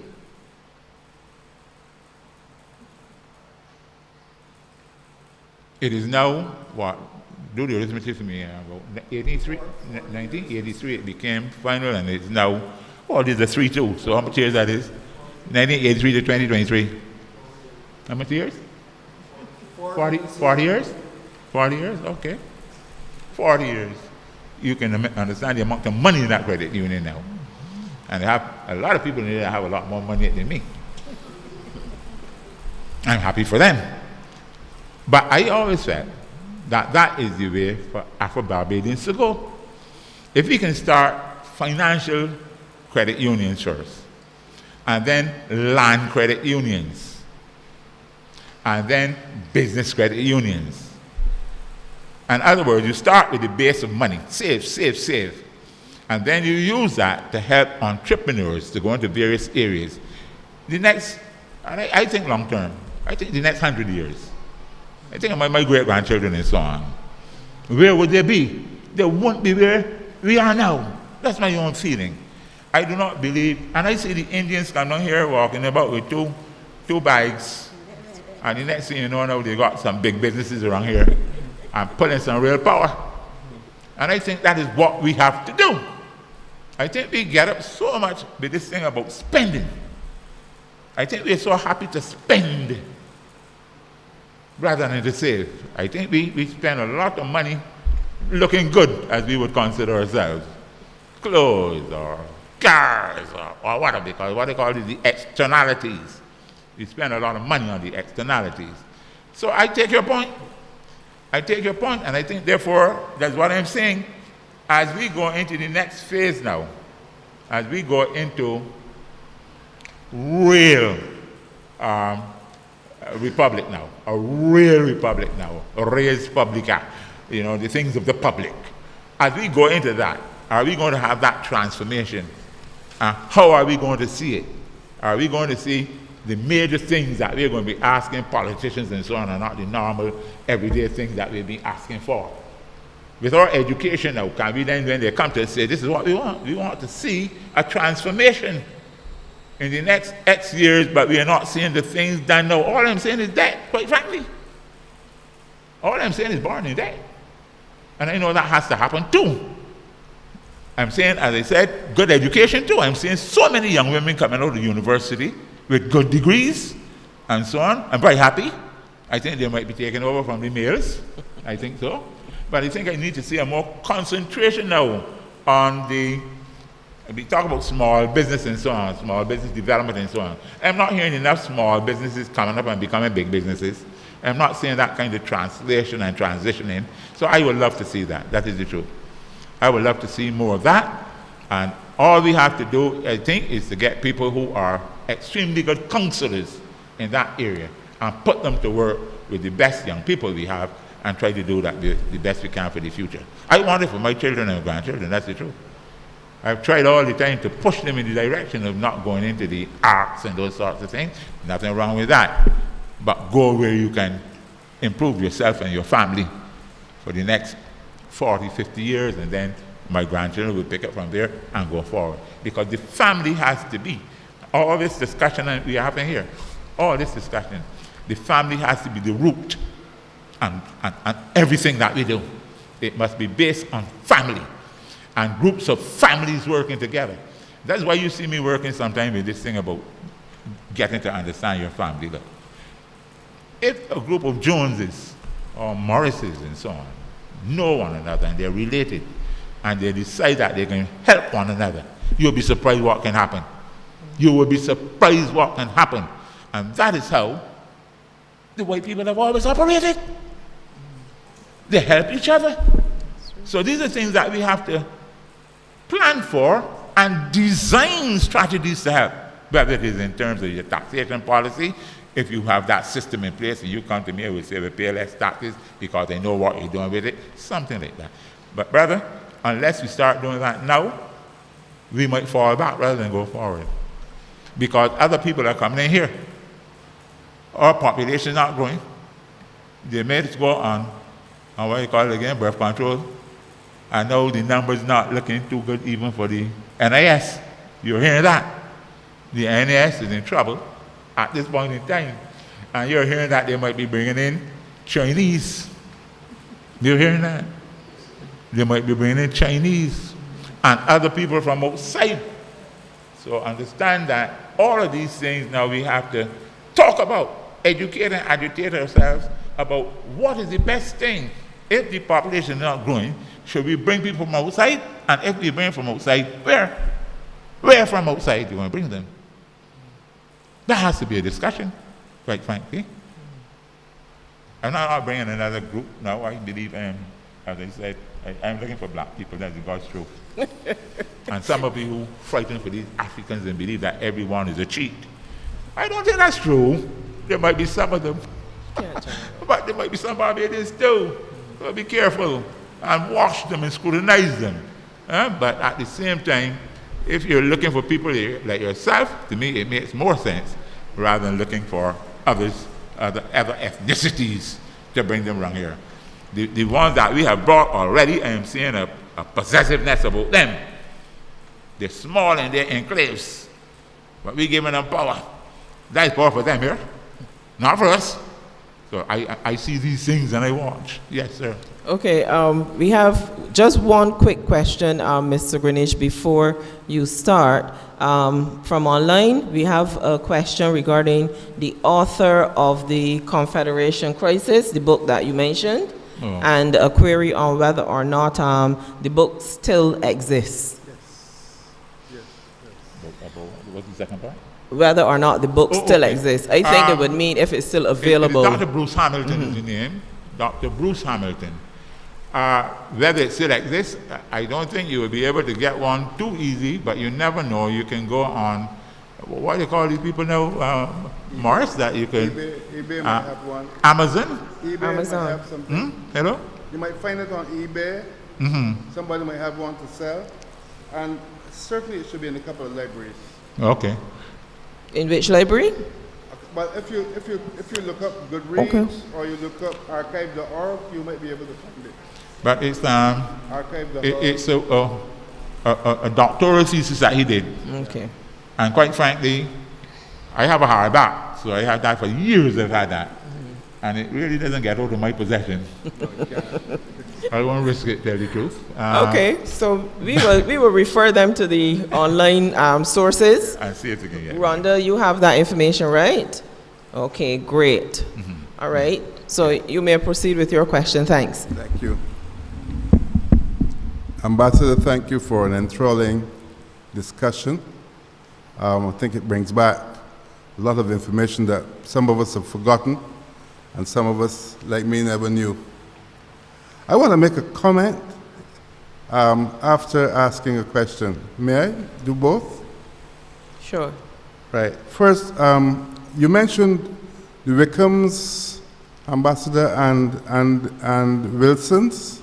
Did you put them together? Wickham and Wickham and the Wilson family. You mentioned. I remember hearing you talk. Wilson? Yeah. Uh-huh. Did you put them together?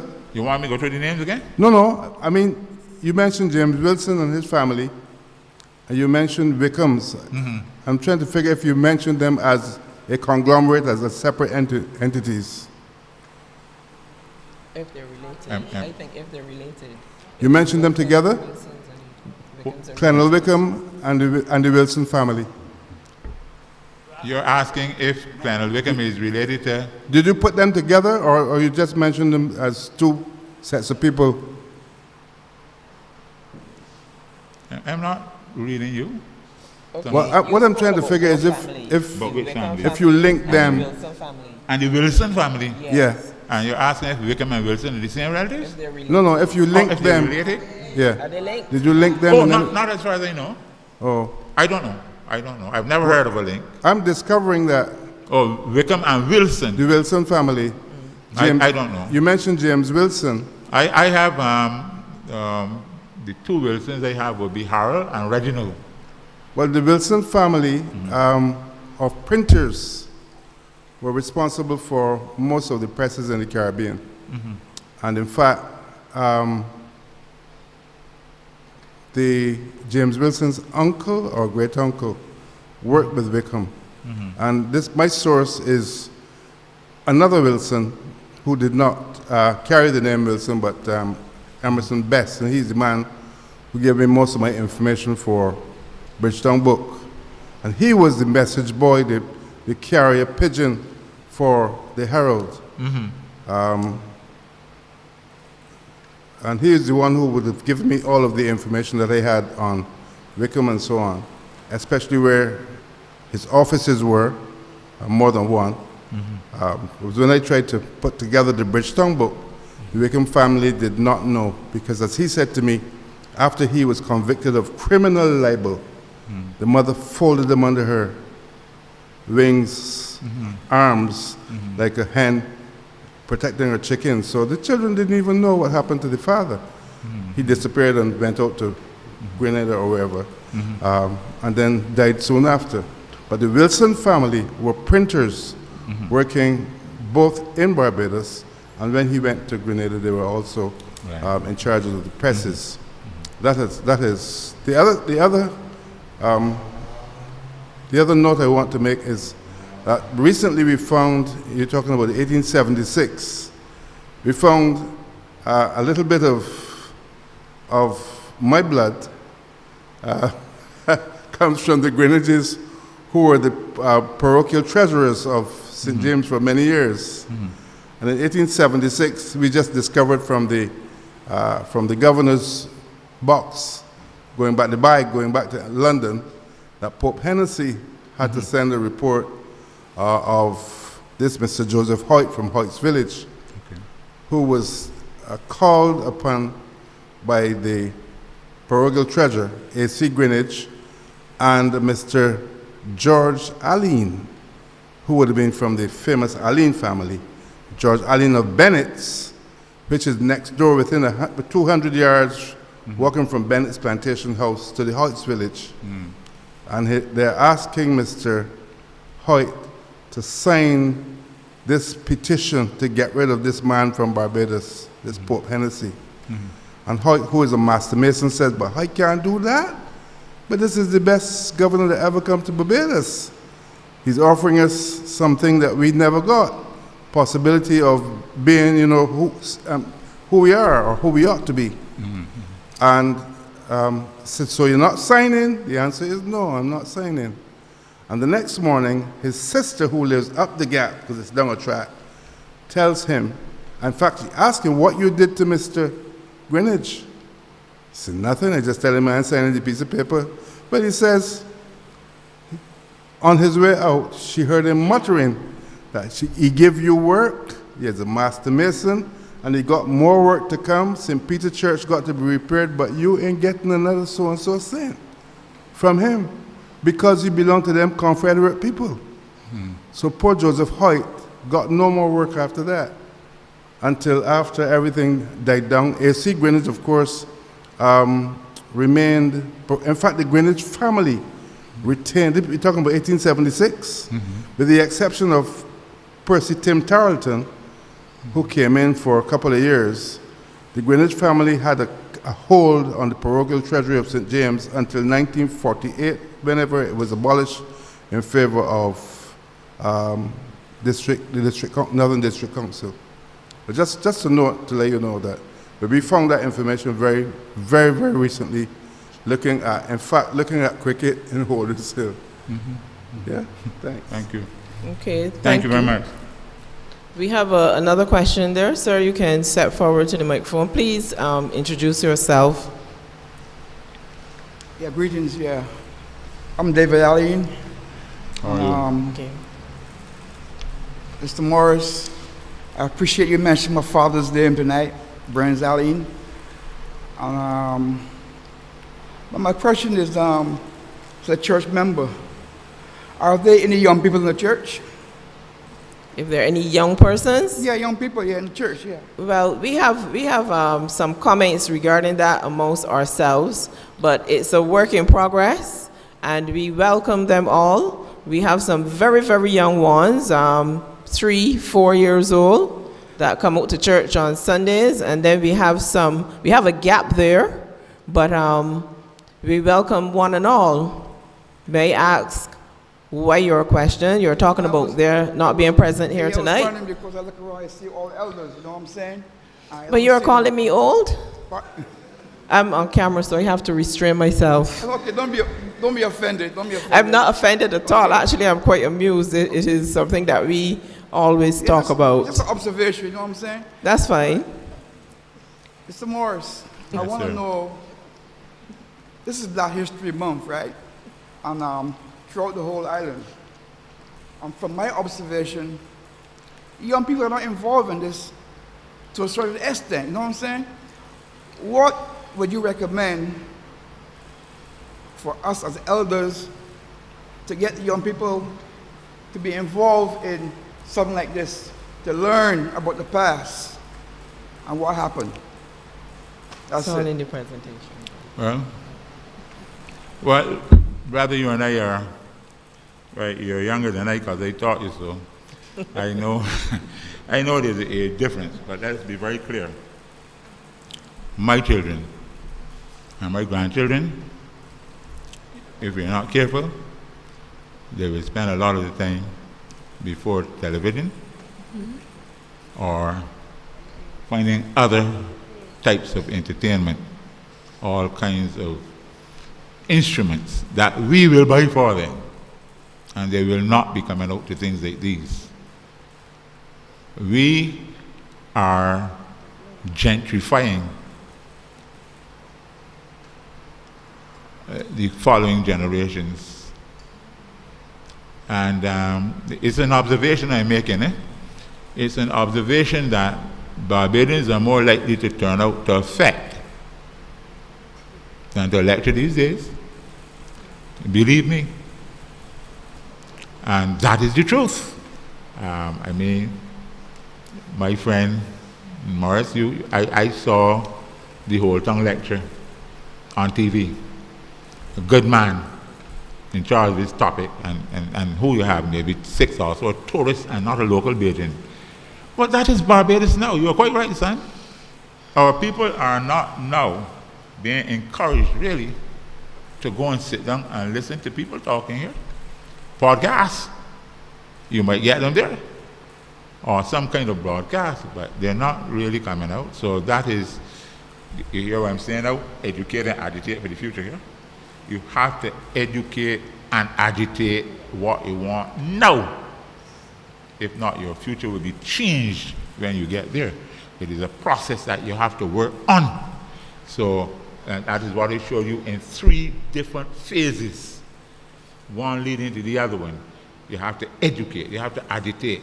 If you don't, there'll be violation. So do not even mistake the fact that our children are not coming out, and therefore they're going to be peaceful. Don't think so either.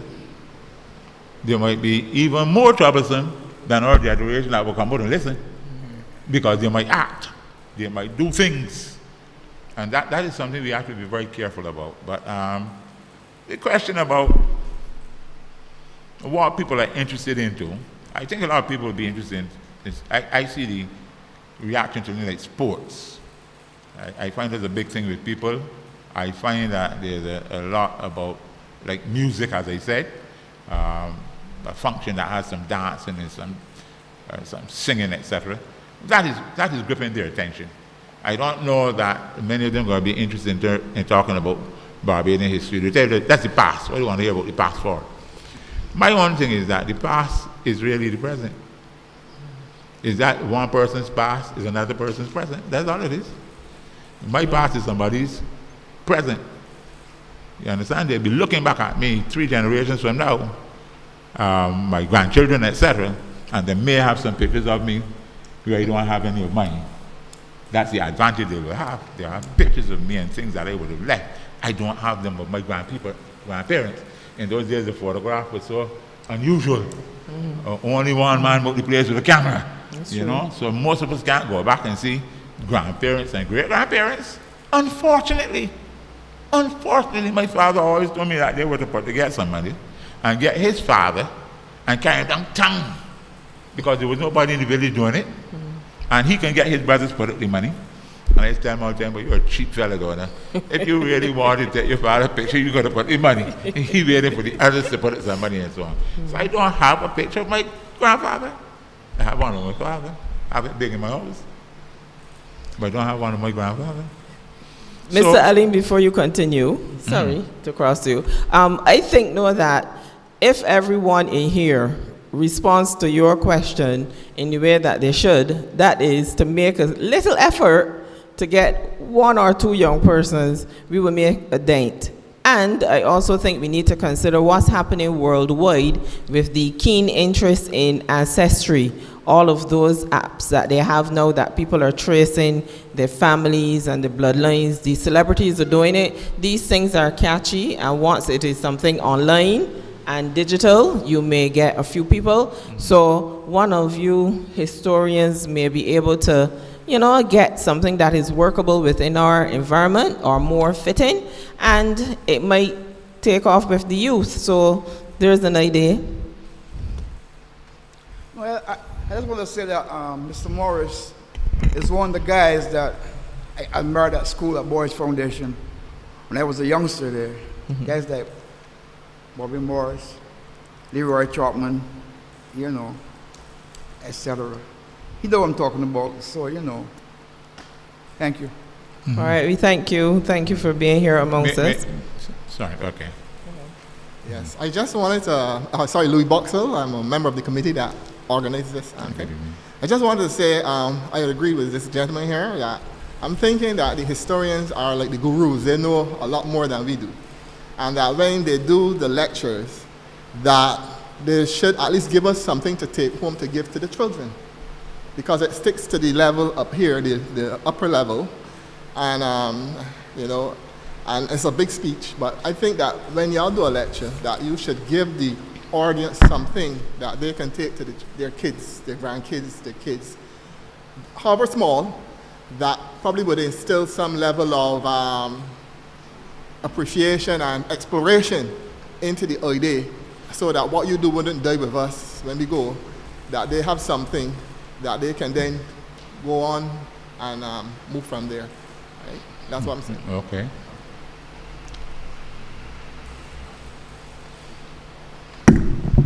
Okay. Do we have another question? All right. We'll make this our final question in the interest of time, since we have the not so young persons here that need to make their way home. Thank you and good evening. Good evening. Let me, this is a difficult question and so forth, but I think going forward, we need to focus on some sort of plan or some sort of strategy that will allow our ordinary people to move forward in terms of gaining wealth and making the economy a much more I would say, equitable economy. Because that has been one of the problems in economics for many, many years. Income distribution and wealth distribution.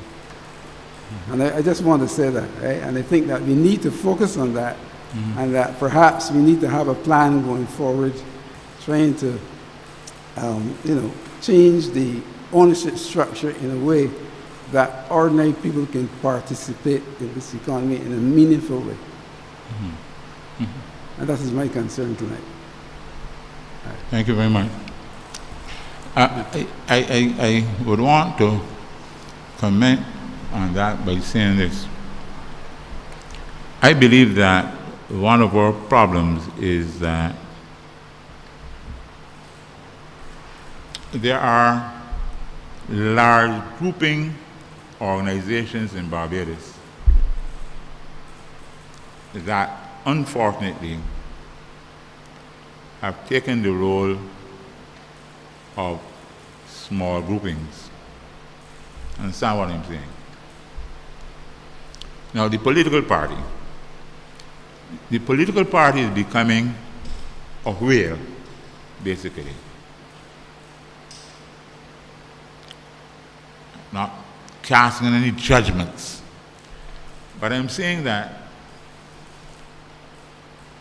when you look at institutions and their roles, if an institution becomes the institution that does everything, it will swallow or prevent other institutions from growing. So, if you find that political parties become mammoth, Barbados, Trinidad, Jamaica, and they want to take on everything, it reduces the room where the ordinary citizen will get involved. Because after time, people look to the political party. I'll give you a small example. If we organize our country by communities, for instance, to a little more extent, and we said that road patching in St. Philip will be done by organizations in St. Philip. The funding will come, some from government and some from whatever you organize there. Christchurch. And that is not necessarily going back to a vestry system. Understand what I'm saying?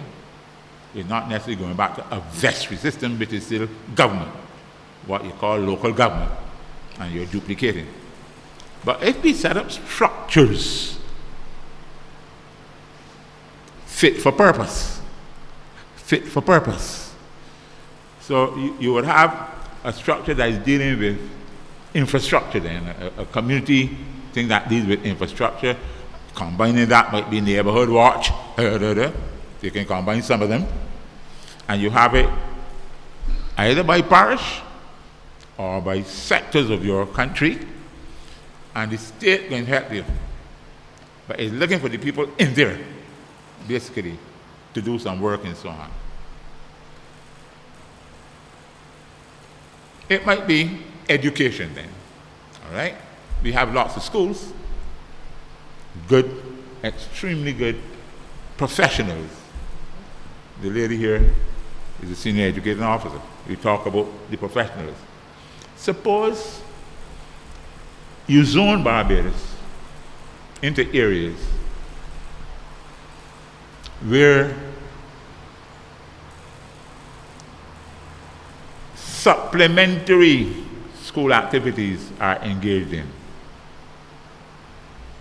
With nobody losing, but with the benefit of the people who need the service.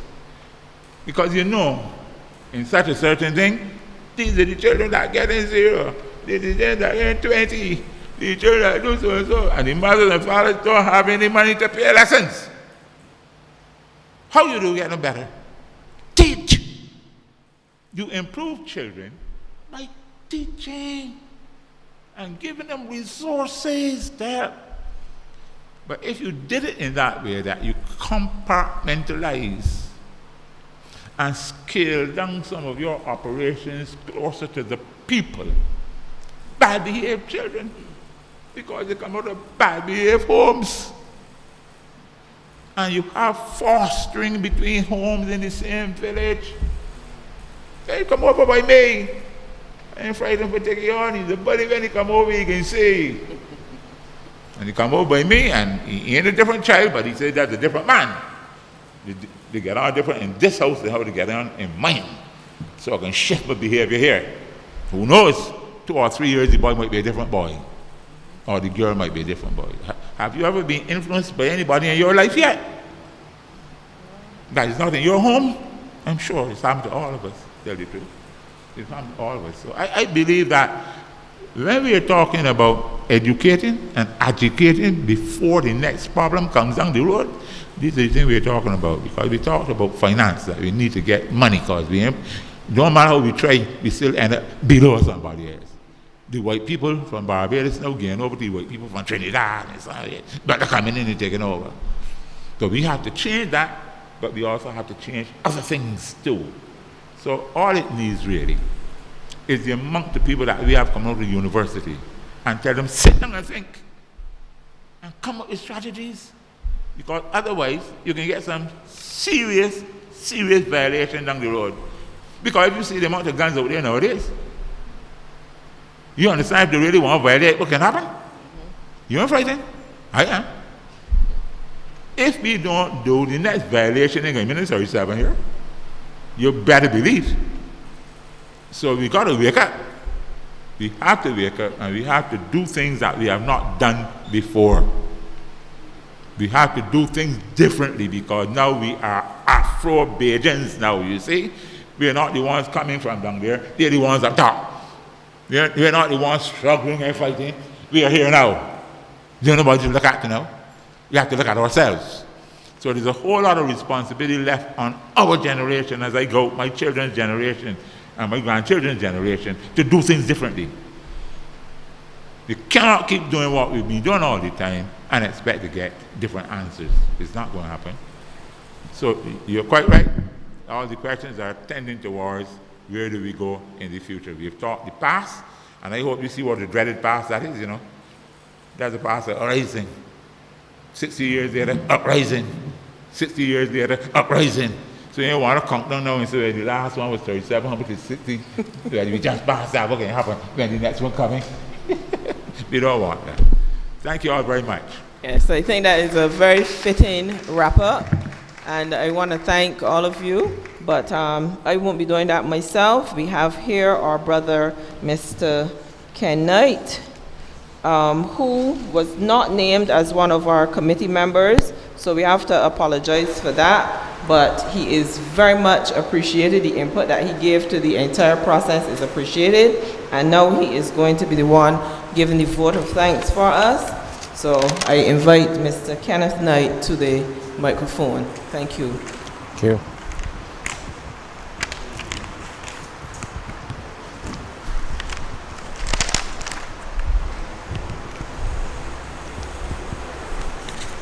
Canon Yearwood, Ambassador Bobby Morris, members of the Church Council, online viewers, ladies and gentlemen. This evening's presentation is indicative of the seriousness that we must demonstrate in the celebration of Black History, or Black History Month. The question is often asked, what is Black History all about? What is Black History Month? What are we celebrating? In my view, it can be best defined as the time for people of African descent to acknowledge key figures and events from our past and present. It's an opportunity to spotlight and celebrate the achievements that the descendants of enslaved Africans have accomplished, particularly in this country of ours, despite the history of racism and oppression. Ambassador Morris, I extend our profound thanks to you for availing yourself to deliver your very thought-provoking presentation focusing on the topic agitation, action, change, what is possible without violation. This evening's presentation was very insightful and educational, particularly as it relates to the history of our Anglican Church, and indeed also the behavior of the plantocracy and the disruptive events that took place during a particular time. The presentation also illustrates the need as we go forward as a nation that we must be prepared to engage in brutally frank discussions about our past in order to define and chart a meaningful course for our future. Certainly, the historical and psychological impact of the Atlantic slave trade has left a profound mark on our people. And we have to acknowledge that. And I do feel, as you have illustrated, that education is really our key, particularly going forward. And certainly, as we look in terms of our economic development, we must look in terms of changing the various curriculums within the schools as we go forward. And I think possibly over another 50 years, we would achieve what we have not seen. I think it was very important that what others did, going back, say, to Mr. Adams, Mr. Barrow, and those persons who laid the foundation for educating Barbadians and also bringing them to the point where we're at today. So therefore, our children, our grandchildren and great-grandchildren has the task of developing this country to the next level, as you have expressed.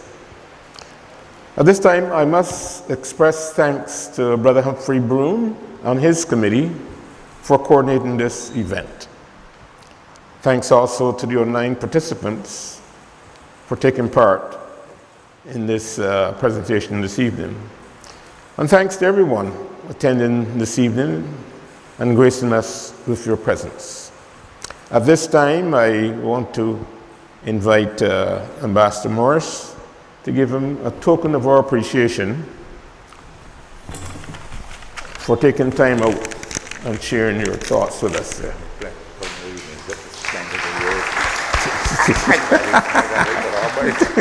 You want? Thank you very it's much. About, you can conclude with some thoughts. First of all, it's a pleasure to be invited. That's a start. I think that in Barbados we need to sometimes, just sometimes, I think that in Barbados sometimes we have to take a little time out of the house to mix with others. Some people I have not seen for a very long time. Some people I see for the very first time. So that is one of the wonderful things about these occasions. And I see a shirt I see an Afro shirt that looks something like mine. If I tell you the age of this, you won't believe, boy. I bought this back from Zimbabwe in 1980. No, 1990. Put on too many years on it. 1990. And it is there waiting for an occasion to put on. So African Liberation Week is that occasion. I feel like an African though, you know. I really feel we are Africans. We are Africans. I really feel I'm an African. I tell people that to a large extent we create ourselves. We create our identity. You can allow people to put your identity on you, or you can create your identity. I see myself as an African away from home. Brought down here a long time ago by others and so on, but that's how I feel. And when I go there, I feel that way too. I feel very much at home when I go to Africa, and I've been fortunate to go to a number of African countries. At one time I was in the Commonwealth Parliamentary Association, so I had to go and invigilate like elections in South Africa and some other places. And then I went on other occasions. So I have gone to quite a few African countries. And the places are so wondrous. I keep telling people, Africa has the second largest land space of anywhere in the world. Only Asia is bigger. But when it comes to wealth, little America, stupid Britain, they can't match Africa at all. And that is why they cut it up and name it so many different places. They can't allow it to remain as one country. And the man who put it together, a man called Gaddafi, who set up the Organization of African Unity, had to take him out. You know, if Africa ever came back together with one sovereign ruler, one parliament, with all that wealth, what they would mean to small countries like Britain and Germany and those little come here places, they have to keep us down. And once you think like me, once you think as Africans, you want to encourage the meeting of Africans everywhere. The meetings of Africans everywhere. Whether they're in the diaspora or whether they're in Mother Africa. Let us talk. Let us come and visit. I know people scared that some of these fellas coming from Africa are crooks. And they would say so, but they wouldn't say so about Americans or English. They're saints. They're saints. You see? I don't have those kinds of feelings about my people. Some will be bad and some will be good. Like everybody else. You see? But Africans unite. Africans unite, man. The only way to go. Thank you all very much. Thank you. Thank you.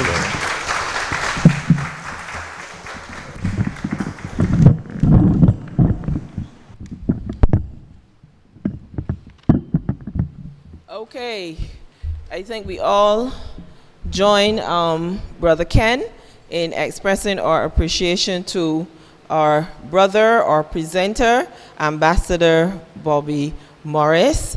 And all of us would have learned something here tonight regardless.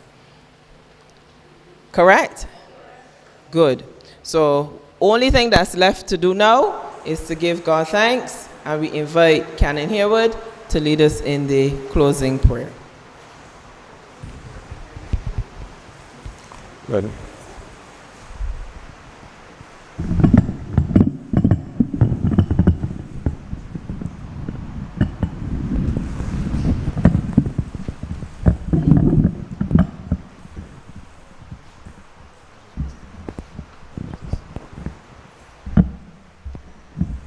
Let us pray.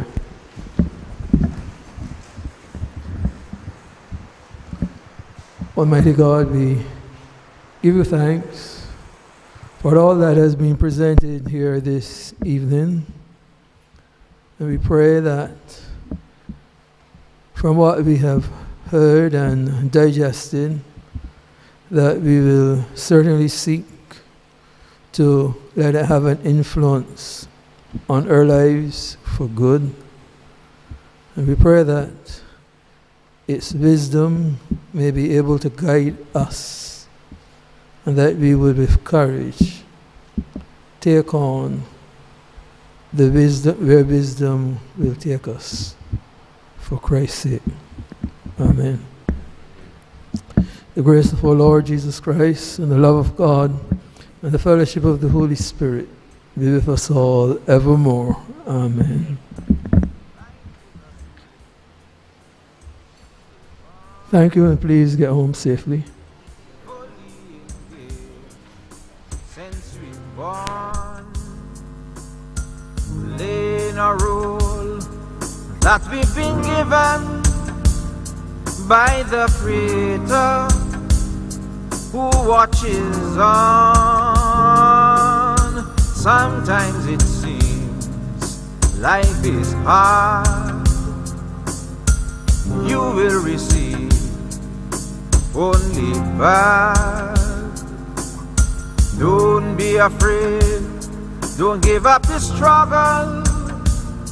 Keep your head high.